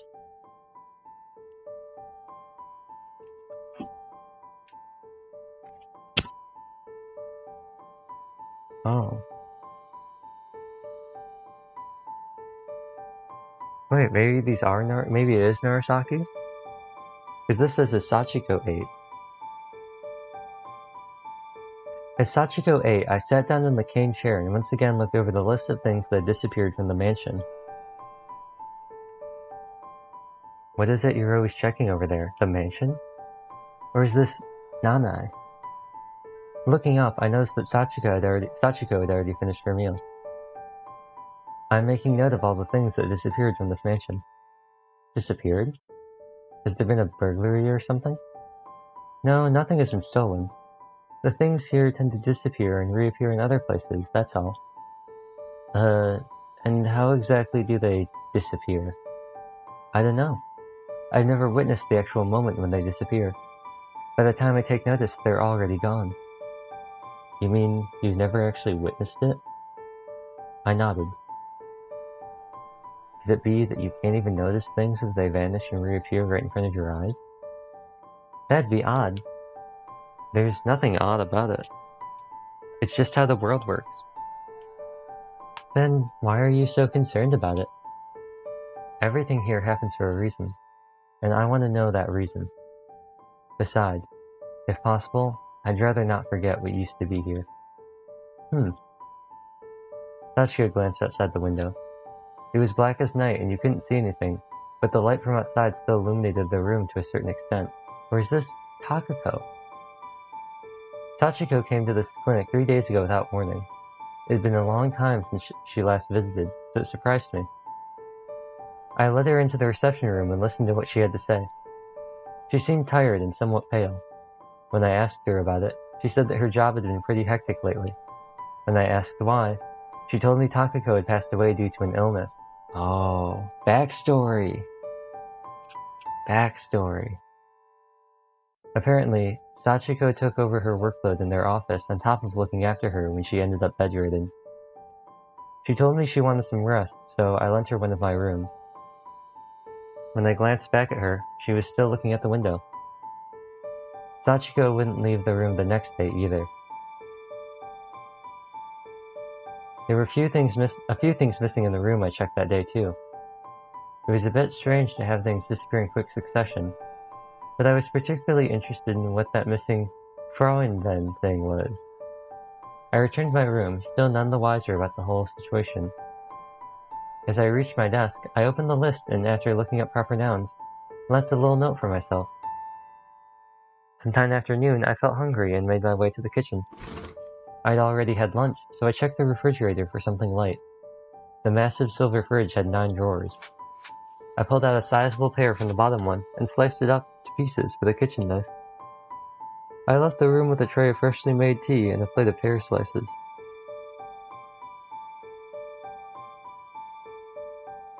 I looked outside the window as I ascended the stairs. The inner yard was surrounded by walls from every angle. Even the sky, dark and filled with clouds, looked rectangular.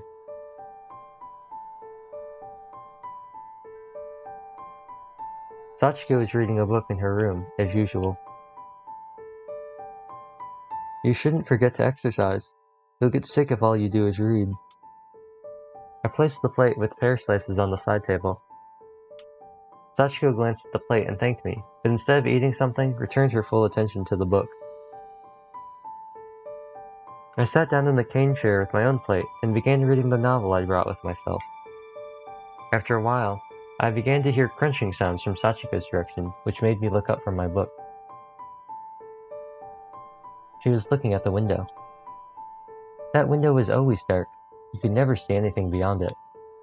Sachiko mentioned it was odd, but kept looking at it all the same. She also said how odd it was that things kept disappearing. In this blink, however, things kept disappearing and reappearing without warning. Excuse me. The ones that appear tend to be daily necessities that you can never forget. For example, the fridge I just looked at earlier would fill up without my knowledge. Sachiko would probably say that was odd too. I'm going to look at the flower beds in the inner yard. Want to come with me? I finished the last slice of my pear and looked at Sachiko. It's been raining a lot, so I want to check up on the flowers. I feel like it would do you some good to go outside a bit, instead of staying in bed all day and night. You may be right. I brought her plates to the kitchen while Sachiko got changed. After I returned to her room and picked her up, we continued to the inner yard to look at the flower beds. The inner yard was between the 4 wings of this building. The weather seemed to have taken a turn for the better by the time we finally went outside. We would see spots of blue sky amid the clouds. Mr. Blue Sky? This is interesting, because this is like a picture, even if it's like a stock photo, that usually we never see in memories. Normally all memories are fuzzy, and usually most of the things happening in present time are like non-flashbacks are clear. As soon as we stepped outside, we were welcomed by cosmos flowers. They were swaying left and right in the fierce wind. At first look, it didn't seem like any of the flowers ended up with broken stems. Similarly, the soil looked fine as well. I crouched down next to one of the flower beds, brushed the dirt from the brick block, and pulled a piece of weed from between some of the flowers. Do you like cosmos flowers? I do. Sachiko came to my side and began pulling out weeds herself. I gave her face a long, hard look as I continued working. She looked better compared to when she first arrived. Are you feeling better now? Sachiko nodded after a slight pause. I'm causing you trouble, aren't I? You can stay here for as long as you want as far as I'm concerned, but what about your job? I'm on paid vacation right now. I see. Sachiko had already spent 4 days here. I doubted you could take that many paid days off. Even in the case of a death in your immediate family, you would usually only get 2 or 3 days in this country. A wave of sound spilled forth from the speakers in the inner yard, making Sachiko raise her head. After a few more moments of noise, they started playing some music. Is something happening? Sachiko looked up at the speaker up in the tree with a confused expression. No, it's just music. And where is it coming from? From the broadcasting room. There are many records there, so they play some of them from time to time. What for? Just to listen. After staring at me for a short while, Sachiko noted how odd it was.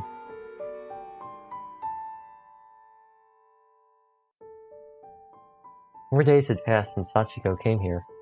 I decided to go look for the medical records detailing her previous visits.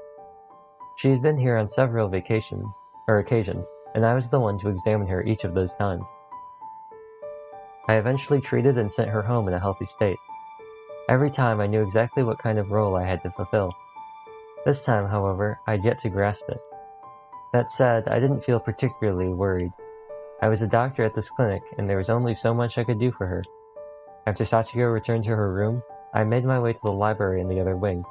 Her old medical records should have been there. There was a corridor connecting the east and west wings. I unlocked the large double doors leading to it. Having been neglected for so long, the door opened with an audible creak. Beyond it, there was only darkness. Though the light switch was right next to the door, flipping it did absolutely nothing. Even the oculus window located in the middle of the ceiling was completely shrouded in darkness. I propped up the door so it wouldn't close behind me, switched on my flashlight, and stepped inside. Oh, this is how horror movies start! The library was a relatively big, circular structure. I couldn't even make out the wall on the other end of the room. The door I entered through was on the second floor, meaning there were two paths I could take. Both led to semicircular stairs. One was leading down, the other up.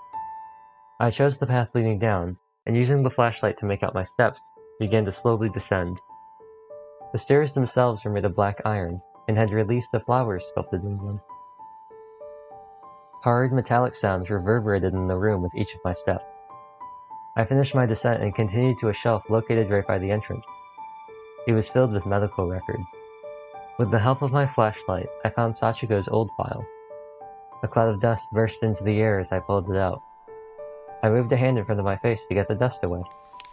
Just in case, though, I brushed off the file with my hand before opening it. Right on the first page, I spotted some familiar-looking handwriting.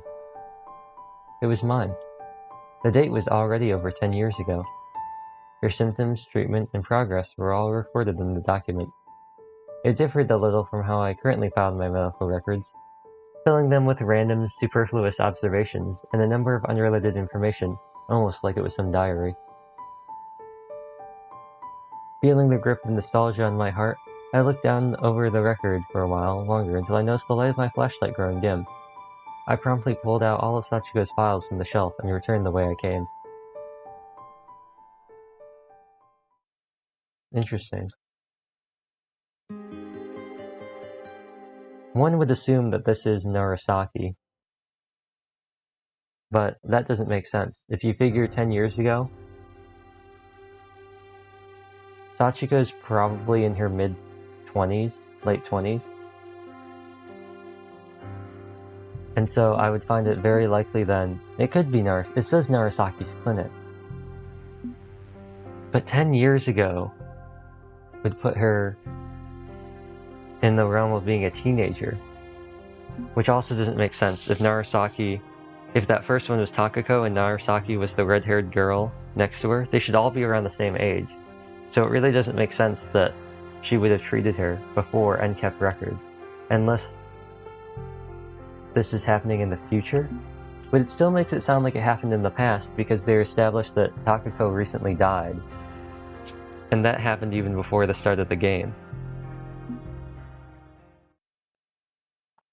Because as far as I'm aware,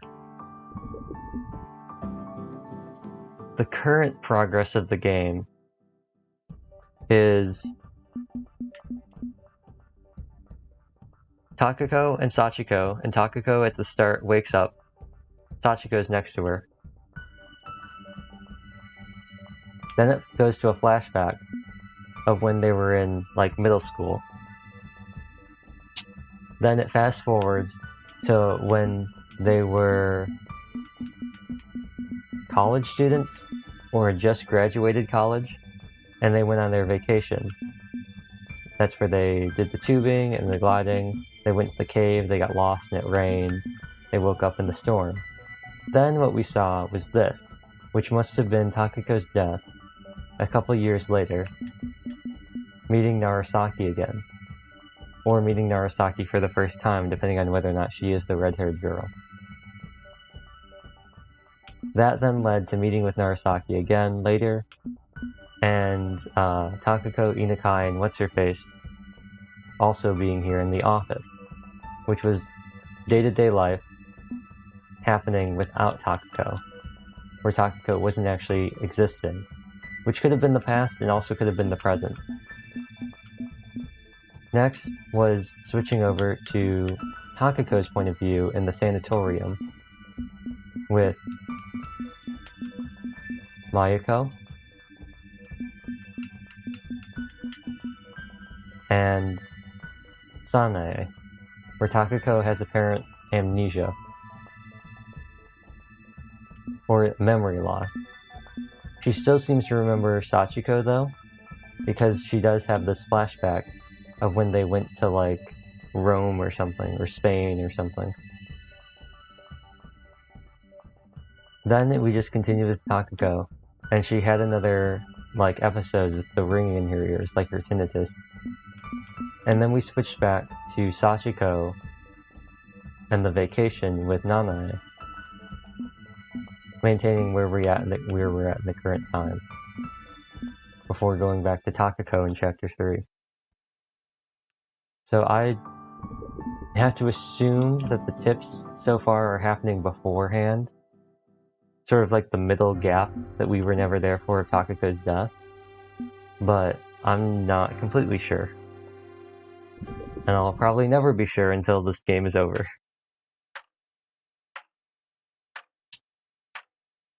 Nighttime. I realized I'd been sleeping at the desk of my examination room. Also, I'm not doing the voice for Narasaki. She's the main character. I'm just going to speak normally. The clock displayed the time as 10 p.m. I fixed up my hair, stood up, and took a can of beer from the fridge. I turned on my portable radio, and after adjusting the volume, focused my attention on writing the daily report. I might have called it a report, but it was no more than a rough list of what had happened during the day, separated into a few sections. As such, I finished writing it with little difficulty. I also made a note on Sachiko's overall condition. She had yet to tell me anything vital. However, I felt it was about time for me to act. With Takako gone, Sachiko came to live here on her own. I had my doubts she could survive for long in her current condition. A song I used to listen to came on the radio. I paused and took the opened beer can from the side of the table, but it was already empty. I stood up, walked to the freezer, and took out another can. I opened it, and after taking a gulp, shifted my gaze to the little window in the corner of the room. I could see the moon shining brightly in the cloudless sky. The sight made me calm down a little. I flipped through the pages of one of the medical records I brought from the library. The early reports really did look more like a diary than anything.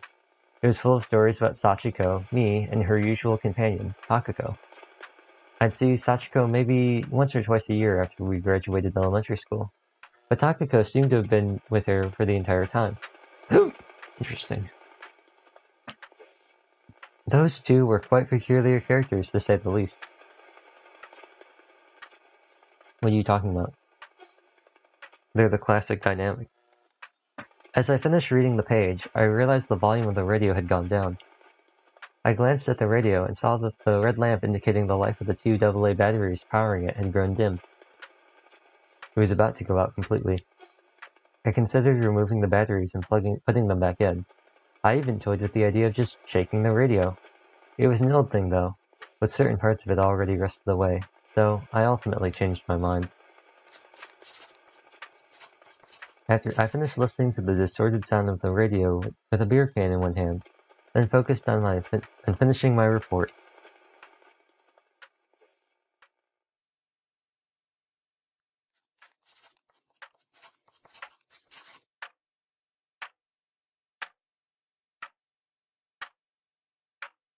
After a while, I realized I could hear a faint sound alongside the scraping noise of my pen against the paper. I paused, raised my head, and strained my ears to listen. It was coming from somewhere close by. The more I listened, the more it sounded like someone's voice. I had no idea who was talking or what was being said, but it felt like someone had been whispering somewhere in the vicinity. I took a closer look at the radio, thinking it might have honed in on some weird wavelength, but its light had already gone completely dark. I considered the possibility of the sounds from Sachiko's room traveling all the way here, due to some peculiarity of the mansion's design.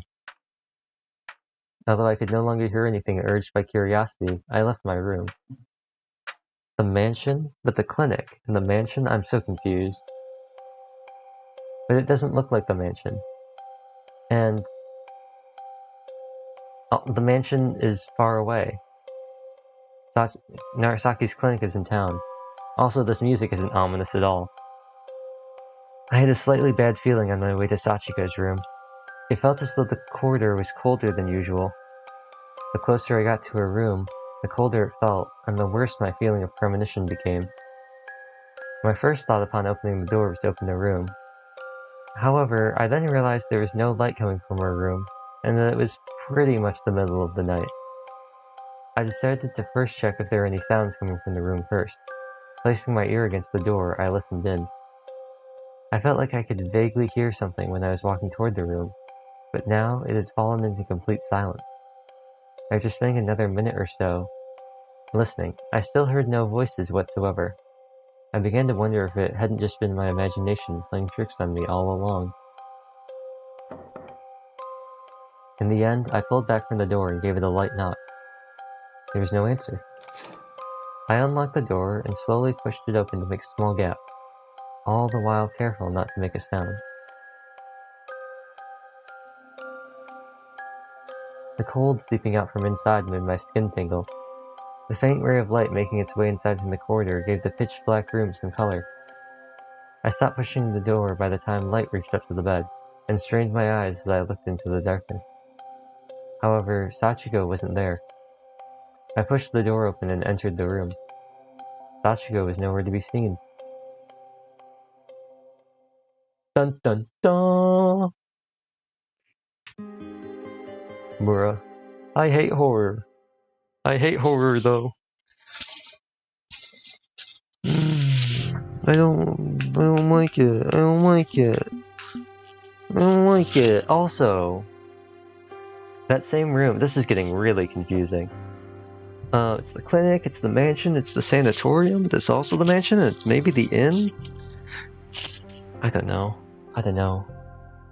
And that room that Sachiko apparently stayed in, I think Takako, in that second chapter, I think we saw it. I think when we switched over to Takako the first time, I think she mentioned it. She went in to clean it or something. I remember seeing the asset before, which doesn't mean anything, but interesting to say the least.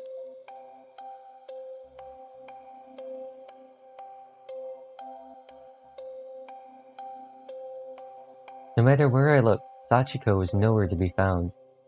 I considered the possibility of having mistaken the rooms, but after taking a better look, the sheets on the bed were obviously wrinkled. I tried coming up with the most likely possibilities for Sachiko not being here. It wasn't exactly the time to go outside, but perhaps she couldn't sleep and wanted to take a walk in the night. However, I also had the feeling that it wouldn't be something so simple. I returned my attention to the room. It was much colder in there than out in the corridor, but its window was closed. I couldn't quite understand how that could have happened. However, I felt the room held the answers to her disappearance. As such, I decided to investigate it. The room seemed even darker than usual. I could barely make out the contours of the plants in the corner. It was possible that my eyes were just tired, or there was something else I didn't think of, but I had a bad feeling about this. This really is giving me like yellow wallpaper vibes. As I raised my face after checking the other side of the bed, I finally realized there was something left on top of it. It was the book that Sachiko used to read all the time after coming here. I picked it up to realize it was not a book, but rather a notebook with a leather cover. There was nothing written on either the cover or the back. And this is getting weirder and weirder, because obviously Takako and Sanae write in the notebooks at the sanatorium. They're supposed to write an entry every day. I checked its weight with one hand. After a quick glance around the room, I returned my attention to the notebook. I felt hesitant to read her personal notes, but I had no other leads. Besides, Sachiko had never left it like this before. I made up my mind and opened it. There were no separate sections to indicate schedules, Instead, it was just a regular notebook with ruled lines. One neatly handwritten line followed the other, making up sentence after sentence. I failed to buy the extra cheap cuttlefish for 100 yen, so I bought 2 sea bream for 200 yen instead. I paid 100 yen for my daikon, but then found one at the grocery that only cost 80. Oh no! It's probably best to buy your fruits and vegetables at places like that. I went on the drive to the mountains with Sachiko. On her way back, Sachiko spotted a pussy willow. When I plucked one of its branches for ourselves, she worriedly asked if it was okay. Oh, so this must be one of Takiko's diaries from her time at the sanatorium. But when we got home, she decorated our entrance with it.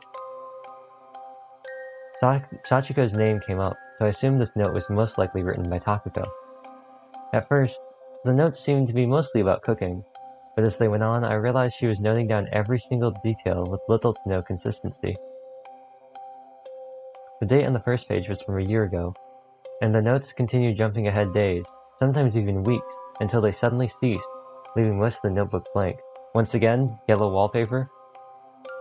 I checked the later pages to confirm if it really was blank, then flipped through the entire thing again, trying not to get too caught up in the details.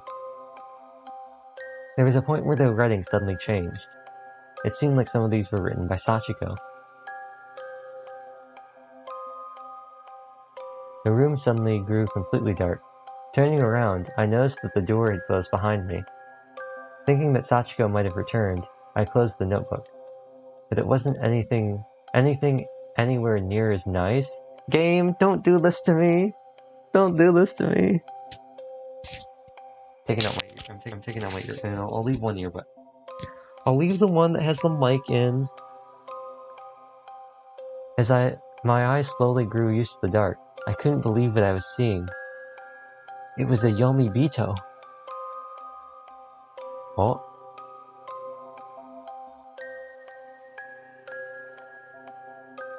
The foliage plants by the door had disappeared, the bookshelf changed into a wardrobe, and there was now a new closet by the wall.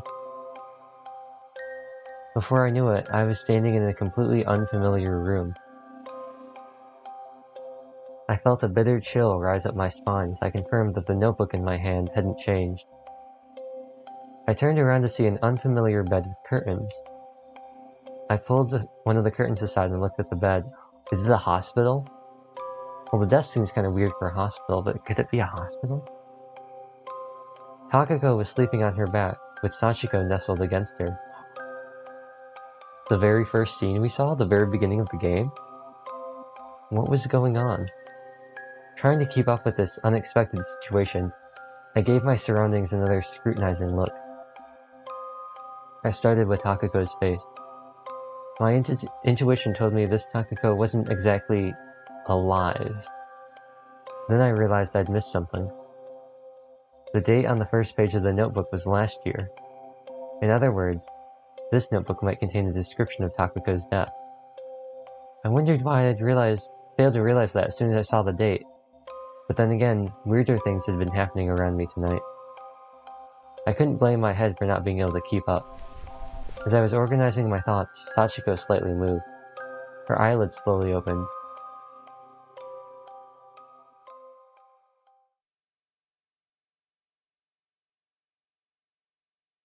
I felt like time itself had stopped. Before long, however, I found myself transported back. The familiar confines of room 208.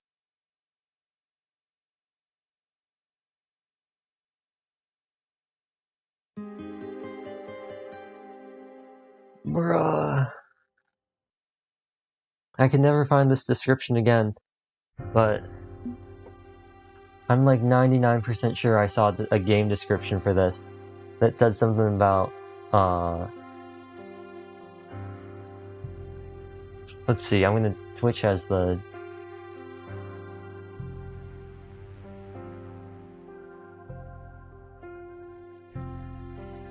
yeah, this.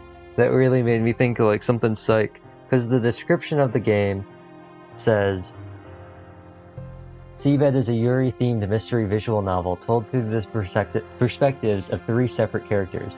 Mizuno Sachiko, a designer plagued by hallucinations of her past lover, Narasaki Hibiki, Sachiko's friend and a psychiatrist researching the workings of human memories, and Takako, Sachiko's former lover who has been rapidly forgetting her past, including how or why the two women drifted apart, despite being together since childhood.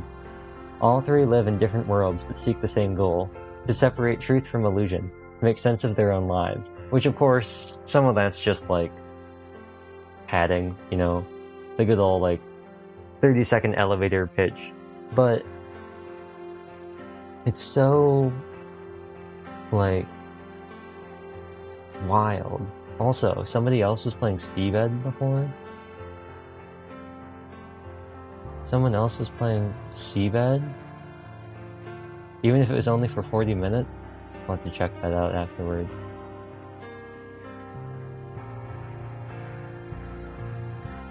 Interesting. Unlurk. I've played Val Tofu. Did you hear? Did you hear I found another SeaBed streamer? There's another VTuber who's played SeaBed recently, even if it was only for 40 minutes. I'm gonna watch that stream later.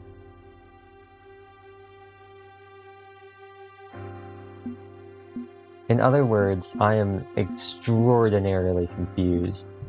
How exciting, yes.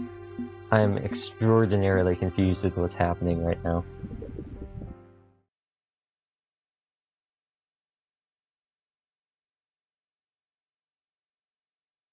Sachiko was on room 208's bed, her upper body raised. Her gaze was fixed in front of her. It didn't seem like she had noticed me just yet. I tried addressing her, but received no reaction. Are you okay, Buster Wolf?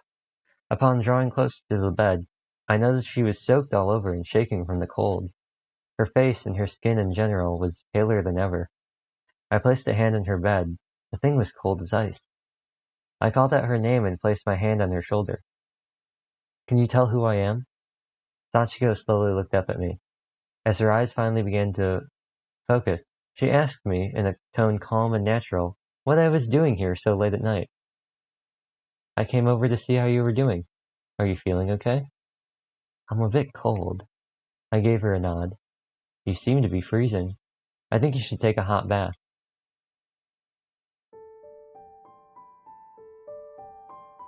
I stuck my hand under Sachiko's freezing knees and chest, lifted her up and carried her all the way to the bathroom. I made her sit on the edge of the bathtub. However, as I was preparing the shower, she stopped me, saying she could handle that much herself. I took Sachiko's soaked clothes and left the bathroom. The loud hiss of the shower filled my ears. Through the glass of the adjacent washroom, I continued keeping an eye on her. Still sitting on the edge of the bathtub, Sachiko poured some hot water on herself. White steam escaped through the slit of the open door. I leaned against the bathroom wall and organized my thoughts. A whole bunch of unnatural phenomena occurred in quick succession. From how Sachiko's bed was cold to the touch, to how I was seemingly transported to a completely unfamiliar room for a brief period of time. I wanted to investigate the room again, but couldn't leave Sachiko on her own. It also felt quite obvious that she was at the center of it all. Sachiko kept telling me how certain things happening at the clinic were odd. However, she had yet to say a single thing about that earlier phenomenon. It was possible that to her, what had happened wasn't odd in the slightest. I gave the notebook I previously placed on the bathroom shelf a glance. I ended up bringing it with me in the heat of the moment. After giving the shower another quick look, I picked up the notebook. I opened to the last few entries, the ones I had previously skipped. It had a passage about how Takako was feeling worse. She passed away due to an illness. There were no details regarding the exact nature of the illness, but it seemed like Takako wasn't hospitalized and instead received treatment at home. I looked for the date Sachiko came to my clinic, but there was no entry like that. I flipped back to the last entry. It was yesterday. I heard the shower handle turn, accompanied by the sound of the water gradually stopping. I addressed Sachiko, successfully catching her attention. I'll bring you a change of clothes. Alright. You could also take a bath if you're still feeling cold. It's okay. I think I've warmed up enough. I left the room to get her a change of clothes. Both the corridor and the room had returned to a normal temperature, but I didn't feel like investigating that right now. I grabbed some clothes from the wardrobe and hurried back to the bathroom. Sachiko was still sitting on the other side of the glass door. As I placed her clothes in the bathroom basket, she suddenly asked me how long it had been since she came here. Today makes the 5th day. I've never stayed here for that long. Yeah. Are you sure I'm not bothering you? I'd rather you didn't think like that. This is my job. But I have to do my best to cooperate, right? It would certainly make the process easier. I suppose so. Is there anything in particular you want me to do? I thought about it, but I'm not sure. Everything in this clinic exists for a reason. Do you remember how you got here? I don't. I'm sorry. I was here before I realized it. There has to be something. What do you think? I thought back to the day that Sachiko came here. The first thing she did was tell me about Takako. I tried to avoid the subject so as not to upset her, but perhaps that was precisely the hint for what she wanted from me. Maybe you came here to talk about Takako. Talk about Takako? What exactly? Let's see. For example, I don't know much about what happened to you two after you left for Tokyo. I'd definitely be interested to hear more about that. All sorts of things happened. How about we talk about that for a while after you're done? I mean, if you're okay with it. In the middle of the night? I finally remembered what time it was. Still, I didn't feel like I'd be able to sleep, and I figured it'd be best to hear her out as soon as possible. I'm good as long as you're not too sleepy. Sachiko ended up agreeing to my proposition.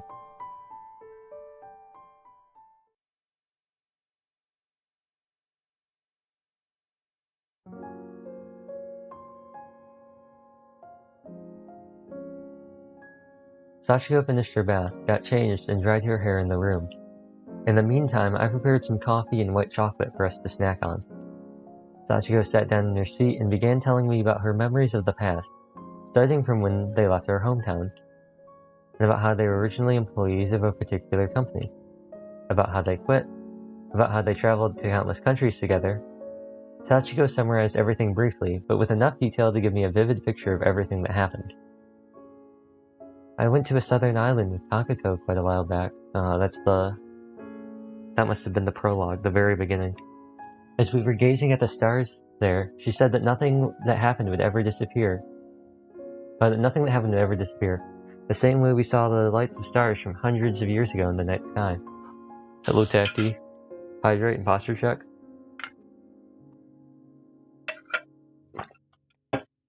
I've actually got great posture today, because I finally got smart the last time I did this.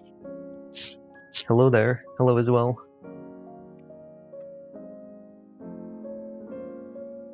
We're SeaBedding. We just finished chapter 2 and got chapter 3, and I decided to finally go through these tips from Narasaki's clinic, because I thought that maybe we could... Oh.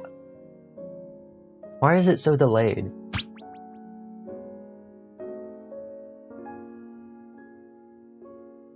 Why is it so delayed, and why aren't I seeing them? Wait, hold on. Hold on. Let me check this.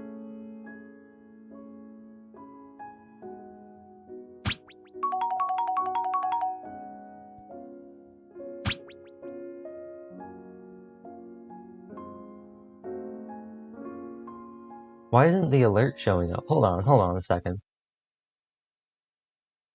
Hold on a second. Also, Sophie just leveled up. I'm leveling her up.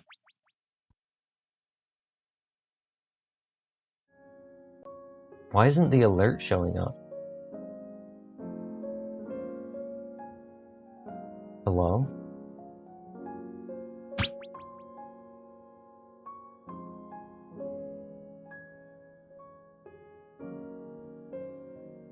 Why isn't the alert working?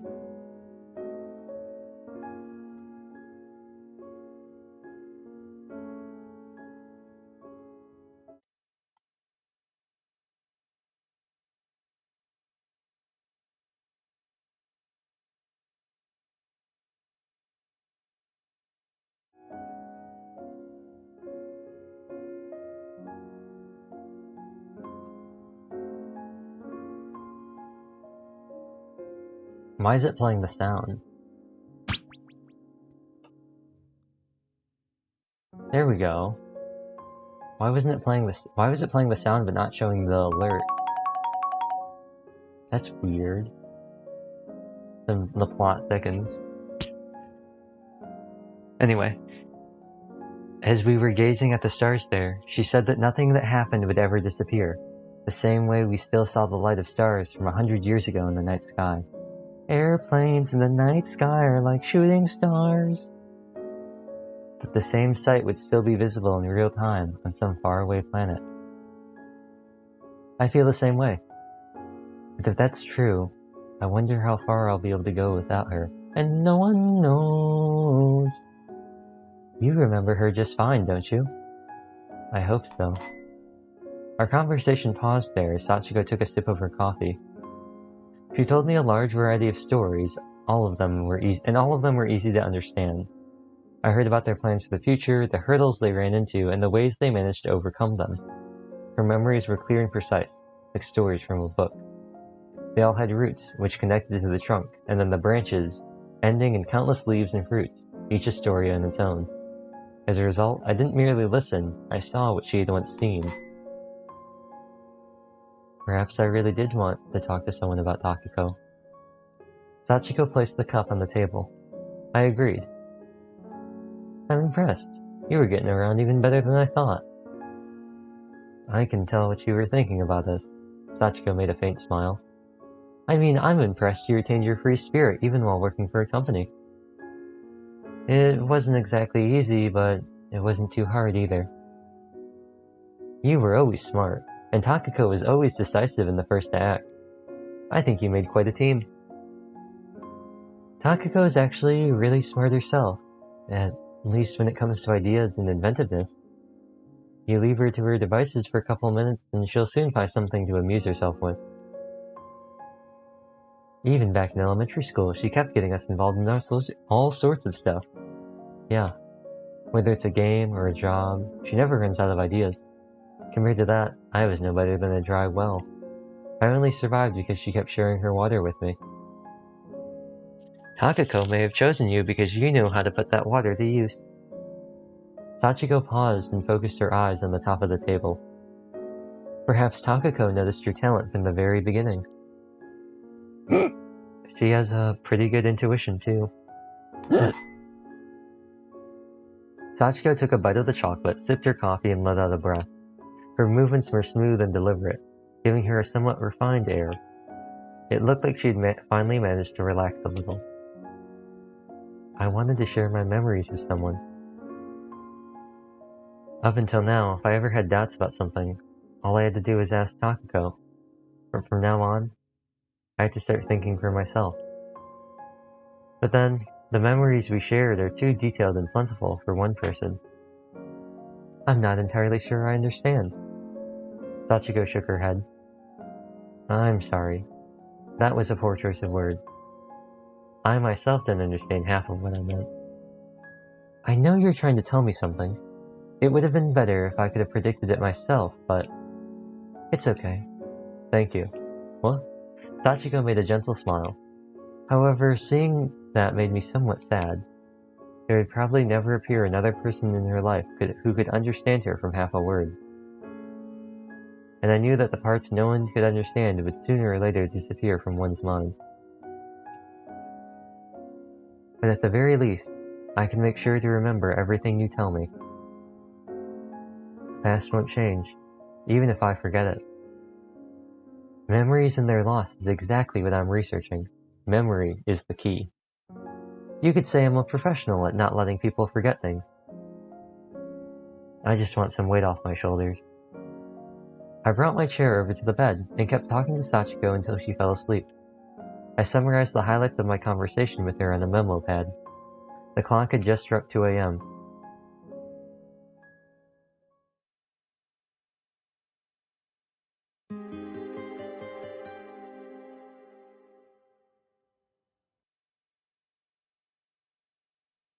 Sorry to bail, it's already 3 o'clock. It's too hard to tell if anything's real or not. Oh, love that. Love that. I look over, sudden spike, sudden drop.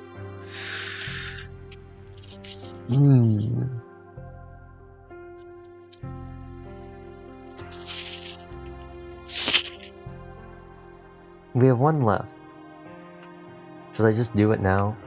I really wasn't planning on doing. I was really only planning on doing the 2 rooms. But now I feel like maybe I should do all of them. Especially since we only have one left, right? And we're not going to get any more until we finish a chapter. We've come this far. Might as well. The kitchen.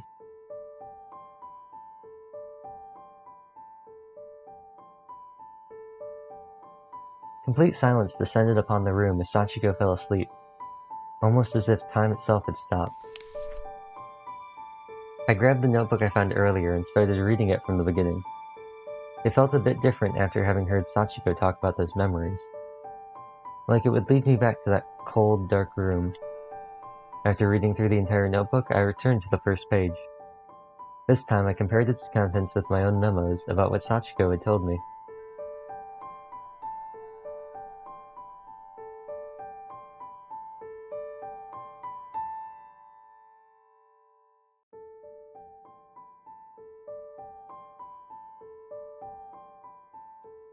I was hoping to find the date marking the divergence between the two. I rubbed my heavy eyelids with one hand while the other was busy holding down the diary. After some careful deliberation, I picked out the date. I placed the notebook on my knees and opened it to the corresponding page. I read through the entry one more time, then pulled out a cutter knife from my coat pocket and removed all the entries after that date from the notebook. I tucked those pages into my pocket. It was 4:30 according to the clock. I gave the black window a look. It looked almost like the darkness was swirling inside its frame.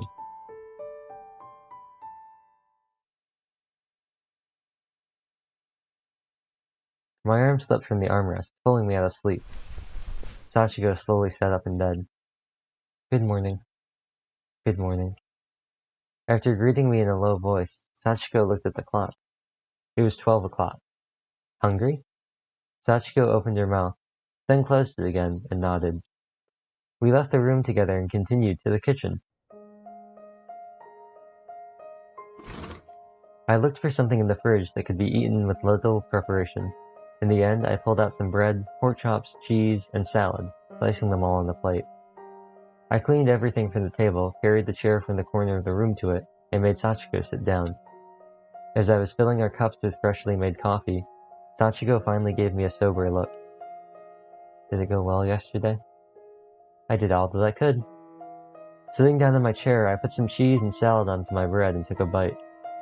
Sachiko mimicked me. One sandwich was enough to fill me up. I was more concerned with sleeping than eating at the moment. Meanwhile, Sachiko ate 3 sandwiches. Do you want me to bring another one? No, I've had enough. You ate quite a bit if I'm being completely honest. I was feeling really hungry. You've had no appetite over the past few days, so that's a relief. I feel a lot better. Thank you. Sachiko took a sip of her coffee. I picked up a slice of cheese that didn't fit on any of the sandwiches. Sachiko placed the coffee cup on the table and glanced at the window. The outer part of the window was protected by black bars that were slightly bent at their edges. Beyond them, you could see the trunk of the tree in the inner yard. I couldn't tell exactly what she was looking at. I'll keep this diary for you. There was nothing but disinterest in Sachiko's voice as she gave me her permission. Feelings always fade with time. It's hard to maintain them if you live your life normally. Are you trying to console me? Yeah. That was so convoluted I barely understood it. Sachiko made a cheerful smile and looked at her hands resting on her knees. We started writing that after Takugo got sick, perhaps it's best to do as you say. I'll keep it for you. Also, once you find that your mood has returned to normal, the sooner you leave this place, the better. Still holding her coffee cup, Sachiko thanked me with a nod. I met her gratitude with a smile. I'll prepare a bath for the evening. We ended up chatting half the night away, so how about we let some hot water wash the exhaustion away and go to bed early for now? Interesting.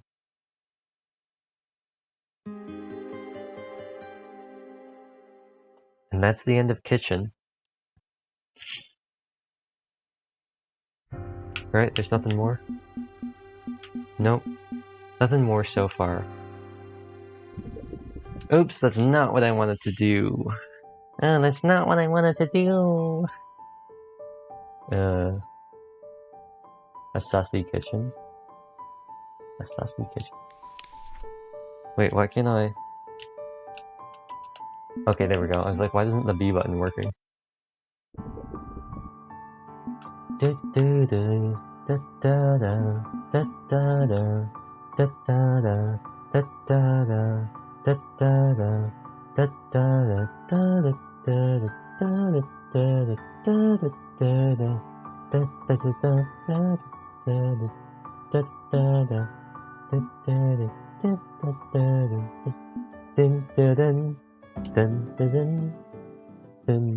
Maybe those were what we're missing.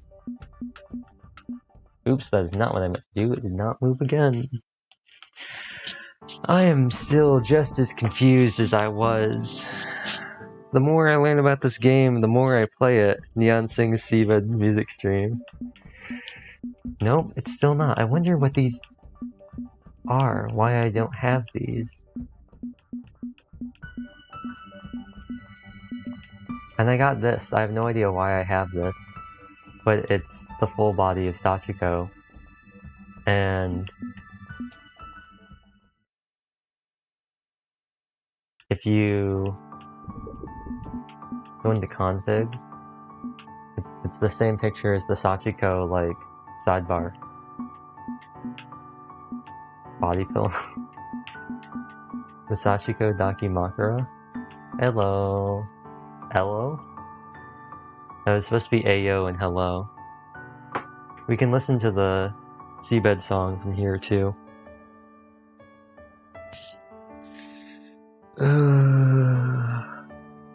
Yeah, the more I play this game, the less I understand. The more I play, the less I understand. The less sense it makes. And I see you found the new emote as well. The Polaroid. I can't stay long. Congrats on getting follower emotes. Hey, it's no problem, Don. I'm actually gonna end the stream pretty soon. So, no big deal. The only thing it's the iPhone twitching. The only thing you really missed was, pretty much all the lore that went down in today's stream about SeaBed. But that's gonna be it for me. No stream tomorrow. But if I can, I'm gonna see if I can stream Monday. It'll Labor Day.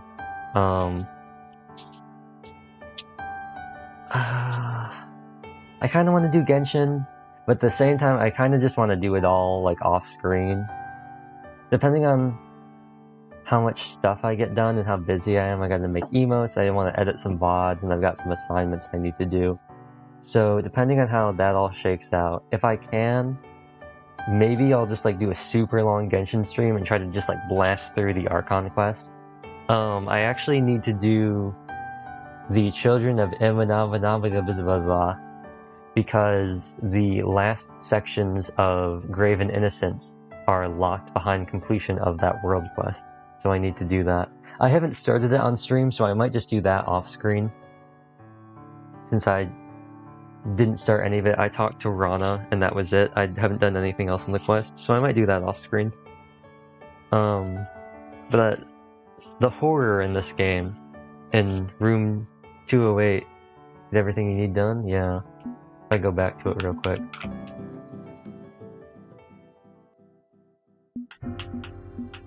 The consultation room in the bedroom, all the stuff that went down there, the world quest is so long I want to cry.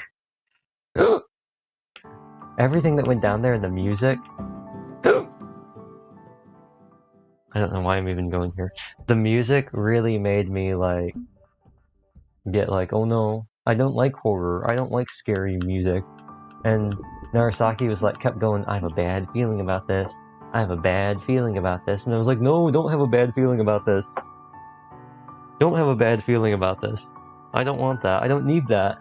I don't need that in my mystery Yuri visual novel. I don't need horror. There's no horror tag on this game. I don't need jump scares.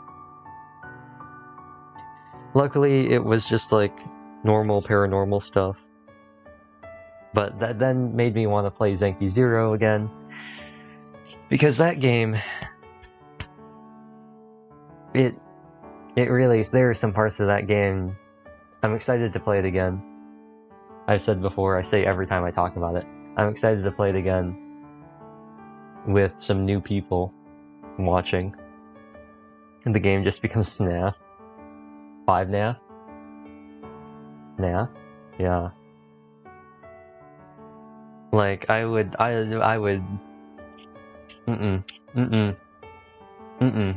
nope. Nope.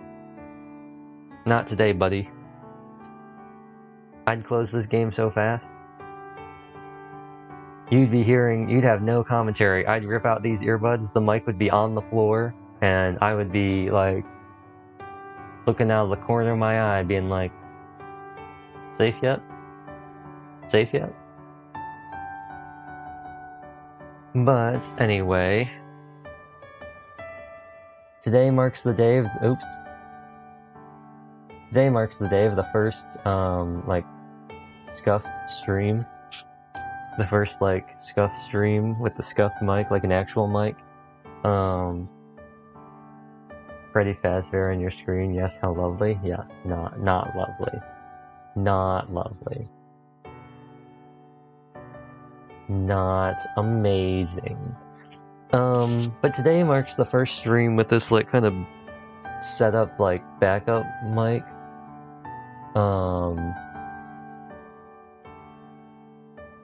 And hopefully the new cable comes in and I'm able to switch back to the old mic.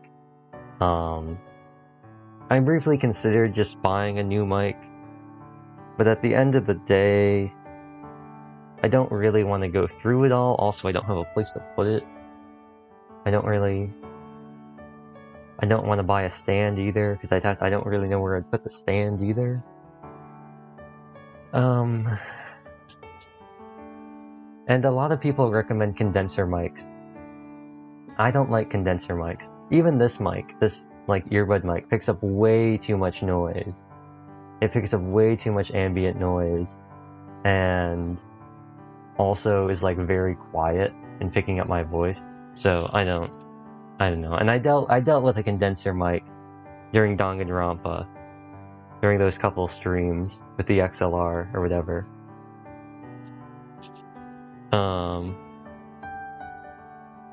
I just, you bump it, you tap the desk, and you hear it like rattle in the stream, in the audio. You just hear like a really deep like thump sound, like just like a deep little thump thump. I don't want to deal with that. And I've noticed that my voice has been very inconsistent in some recent streams. I've looked at different VODs, I've looked at different videos that I've made out of them, and I don't know whether it's just different audio compression. Scuffed mic arc? Yeah, it's always been scuffed though. What do you mean? It's always been scuffed. My mic's never been good. Within the past like month maybe, it started to sound like not awful, but it's never been amazing. It's just time for an ASMR mic? Bruh. Let's see, ASMR mic. A 3DO binaural recording ASMR microphone on eBay for $850. Bruh. Bruh. There's a condenser on Amazon for $50. It looks like it comes with a stand and a pop filter. Roar. T-roar. I don't know if that's... The ratings are good. The ratings are good. I might get this. You can adjust it. It comes with a pop filter, the premium broadcast bundle. Oh, the premium broadcast bundle. You gotta pay more for that. That doesn't just come with it. Or is this the premium? I don't know. I'm in my new setup arc right now. Currently stuck in the shadow. Yeah, I mean, maybe I might. I might.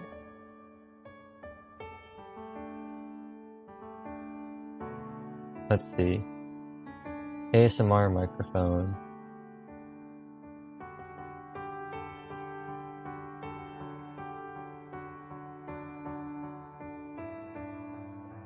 Isn't this just the same thing?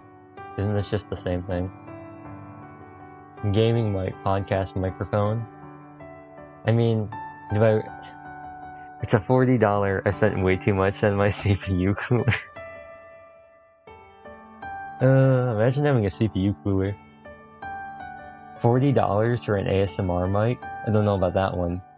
I don't know about that one. It's got good reviews, but only 23 of them.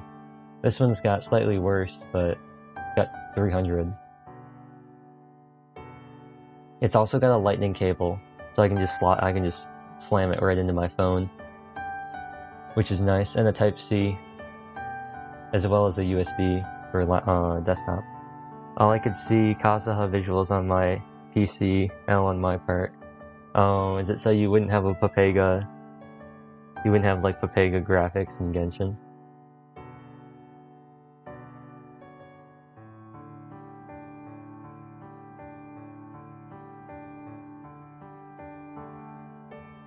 Hey, wait, that's the one I have. These items often bought together. Alright, that's the headset I already have.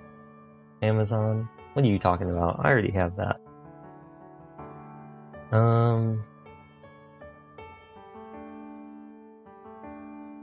A Yeti ASMR mic?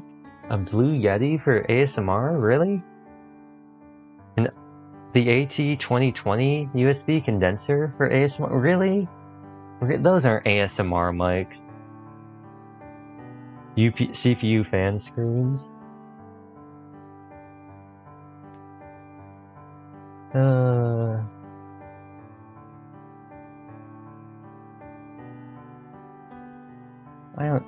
These aren't ASMR mics, these are just normal mics.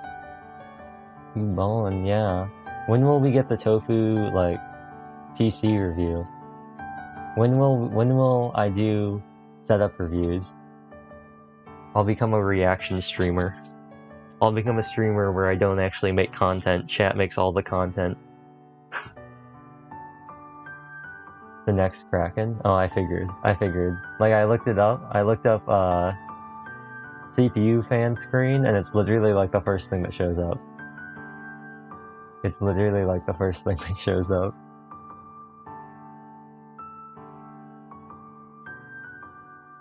Wow, Tofu really out here ballin'. 90, 250, 150, 160, 200. Wow, fancy. I have the AMD stock. I just need to upgrade my monitors. Yeah.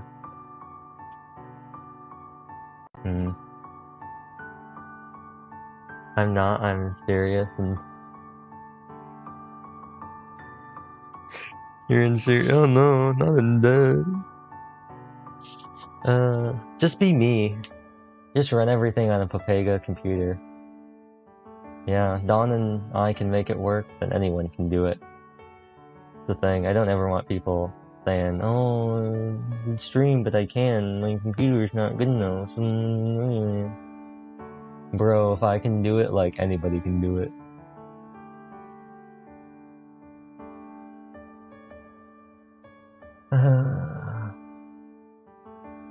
Let's see how the audio is sounding. How bad is my voice sounding? What's this going like?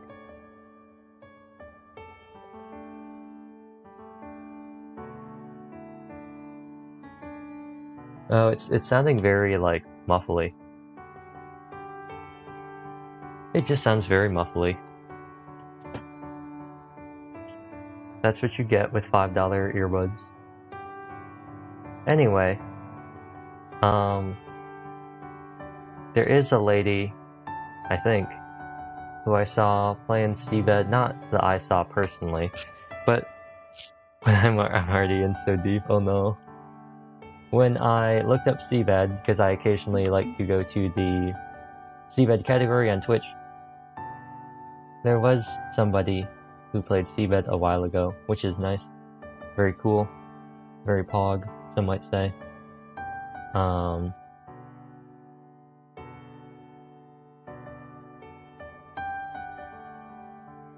Interesting. Twitter, Streamlabs, YouTube. I'll go watch after.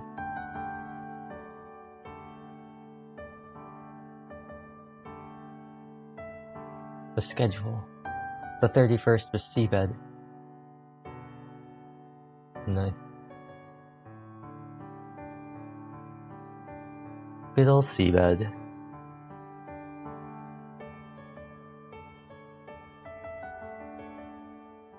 But anyway, I continue to be the main proponent of SeaBed content, which I'm both happy and sad about. Let me look up Old Man's Journey. Anyone playing Old Man's Journey?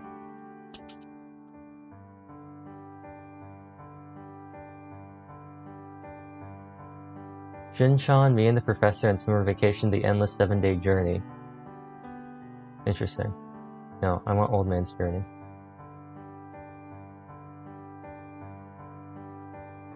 Somebody 13 hours ago archives Old Man's Journey. Rodeo Live.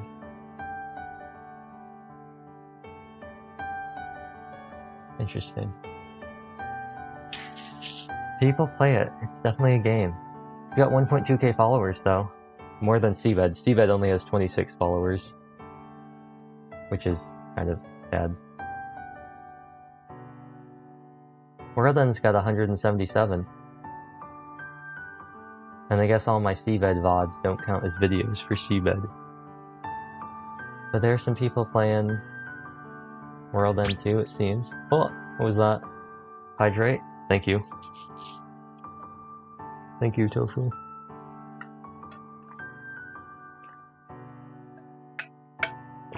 Let's check out my channel. Let's check out this fine gentleman. A name of Neon Jungle Tiger. No, I'm not gonna celebrate September, Twitch.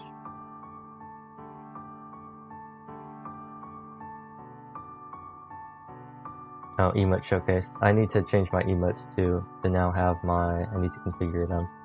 I need to add in my... follower emotes. I need to show those as well.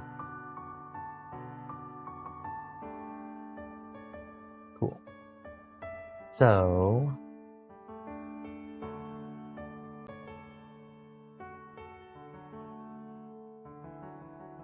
now... yes. Well, it's still not showing them. Okay, cool. It's still not showing them. But eventually my follower emotes will also be in the emote showcase. But I think that's gonna be about it for today.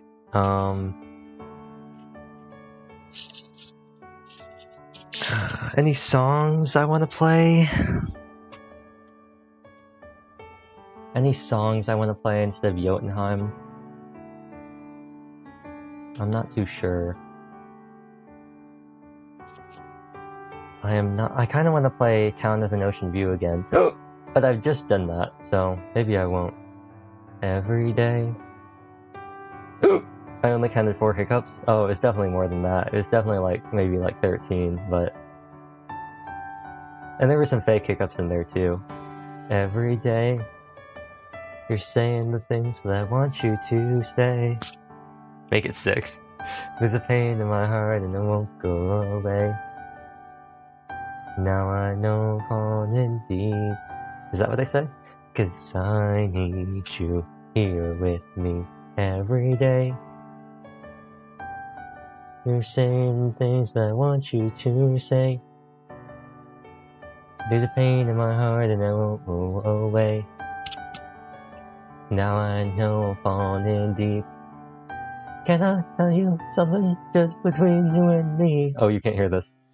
When I hear voice, I know I'm finally free. Every single word is perfect as can be. 'Cause I need you here with me.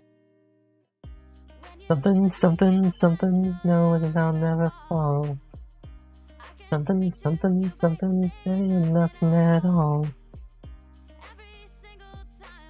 But hard to breathe. 'Cause I need you here with me every day. You're saying the words that I want you to say.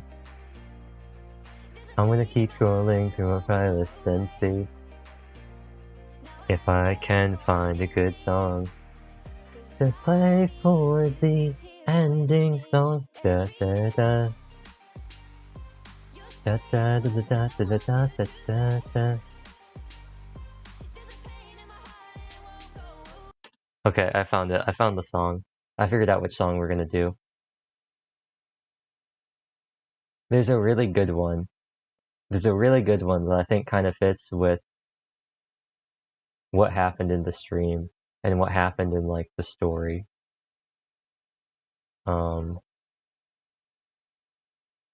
So I don't think anyone is online.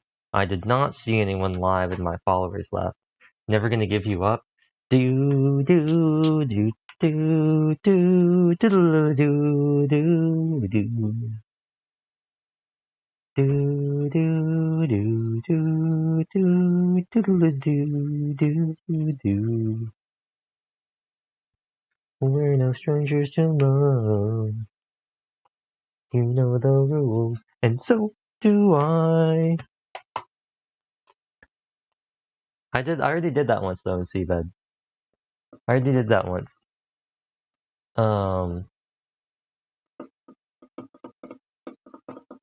When Takako was playing the record for Sanae, and I put in Never Gonna Give You Up.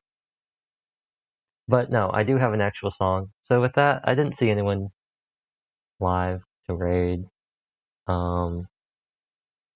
And actually, now that I've muted the Elgato, I'll unmute it just for a little bit more. And as all of my stuff slowly begins to run out of battery, and as I get rid of this pan, we already got Jerk World in the game. Yeah, you were there, Tofu. You were the one, you were not happy about it. You were like, I love this is so wholesome. And then, you were like, hey yo, not the Rickroll. Yes, it's nighttime. It's gotten late. You think it wouldn't, you know? You know, it's supposed to stay light for longer in the summer. Funny how that works. You remember? Of course you had to remember. But, with that being said, it's very warm out. It's very warm out. Getting rid of this. I'm already wearing a sweatshirt. I don't need the glasses either. It's very warm out. I'm already wearing a sweatshirt. And it's hot. It's muggy. So, with that, no stream tomorrow. I'm gonna try and get some stuff done. I don't know about Monday. Who knows? Ugh. Maybe we just play the... Oh yeah, I talked about this before. I always thought it was so weird. I thought this is so weird that they've got all this stuff and they're just like, hey yo, what if we just wrote it in Kana? I thought that was so weird that just arbitrarily some of this stuff is in Kana. I thought that was so bizarre. Oh, you can't see what I'm talking about either. I don't have the Elgato up. I can close the Elgato. But anyway, I have a nice song. I don't know what I'm going to do Monday in terms of scheduling. I know we've been kind of all over the place. I haven't been sticking to my proposed schedule, so I should probably update that because the schedule is dead. The schedule is dead. Your streamer is no longer able to provide you with the 2 to 4 hour content 6 days a week. So the schedule is kind of dead. The mic is also dead. And you know what's not dead? You know what's not dead? My absolute love for Fireworks Beneath My Shoes. And I'm gonna play Raichu's English version because, yay. Also, we all understand English here. We don't all understand Japanese. And there are some parts of the song that I think really work well with specifically the tips and all the stuff with Takako and Sachiko. So, with that being said, there's nobody to raid, and I'm gonna make everything lag and die. Oh, it actually didn't lag this time. Your dreams may be down, but your hopes are up. You know it. And with that being said, in German we say, it's time to end the stream. Actually, no, stop that. You stop that. No. No. No Jotunheim lullaby. Do do do do do do do do do do do do do do do do do do do. Hey, though I try to speak, all my thoughts will never come to light. I'd just end up with my mouth hanging wide. That's why.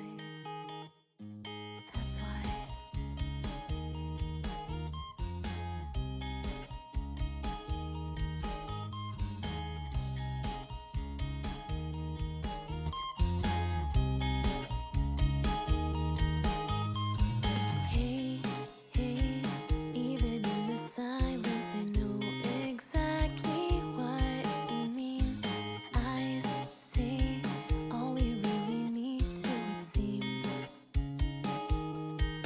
Even now the buzz in my head slowly eats away at all of the memories. But I know the things that you said. Every day was laughter when you were with me. I just wanna jump off into the sunset, high above the clouds and out towards the skies. And beneath it all, it's fading so slowly. The town you had shown me, it seems so lonely. Standing by my shoes, a flower is blooming. Fireflowers fill the night with their blooming. Maybe in the sky I could leave behind my heart and its weeping. Summer days are all that I'm dreaming.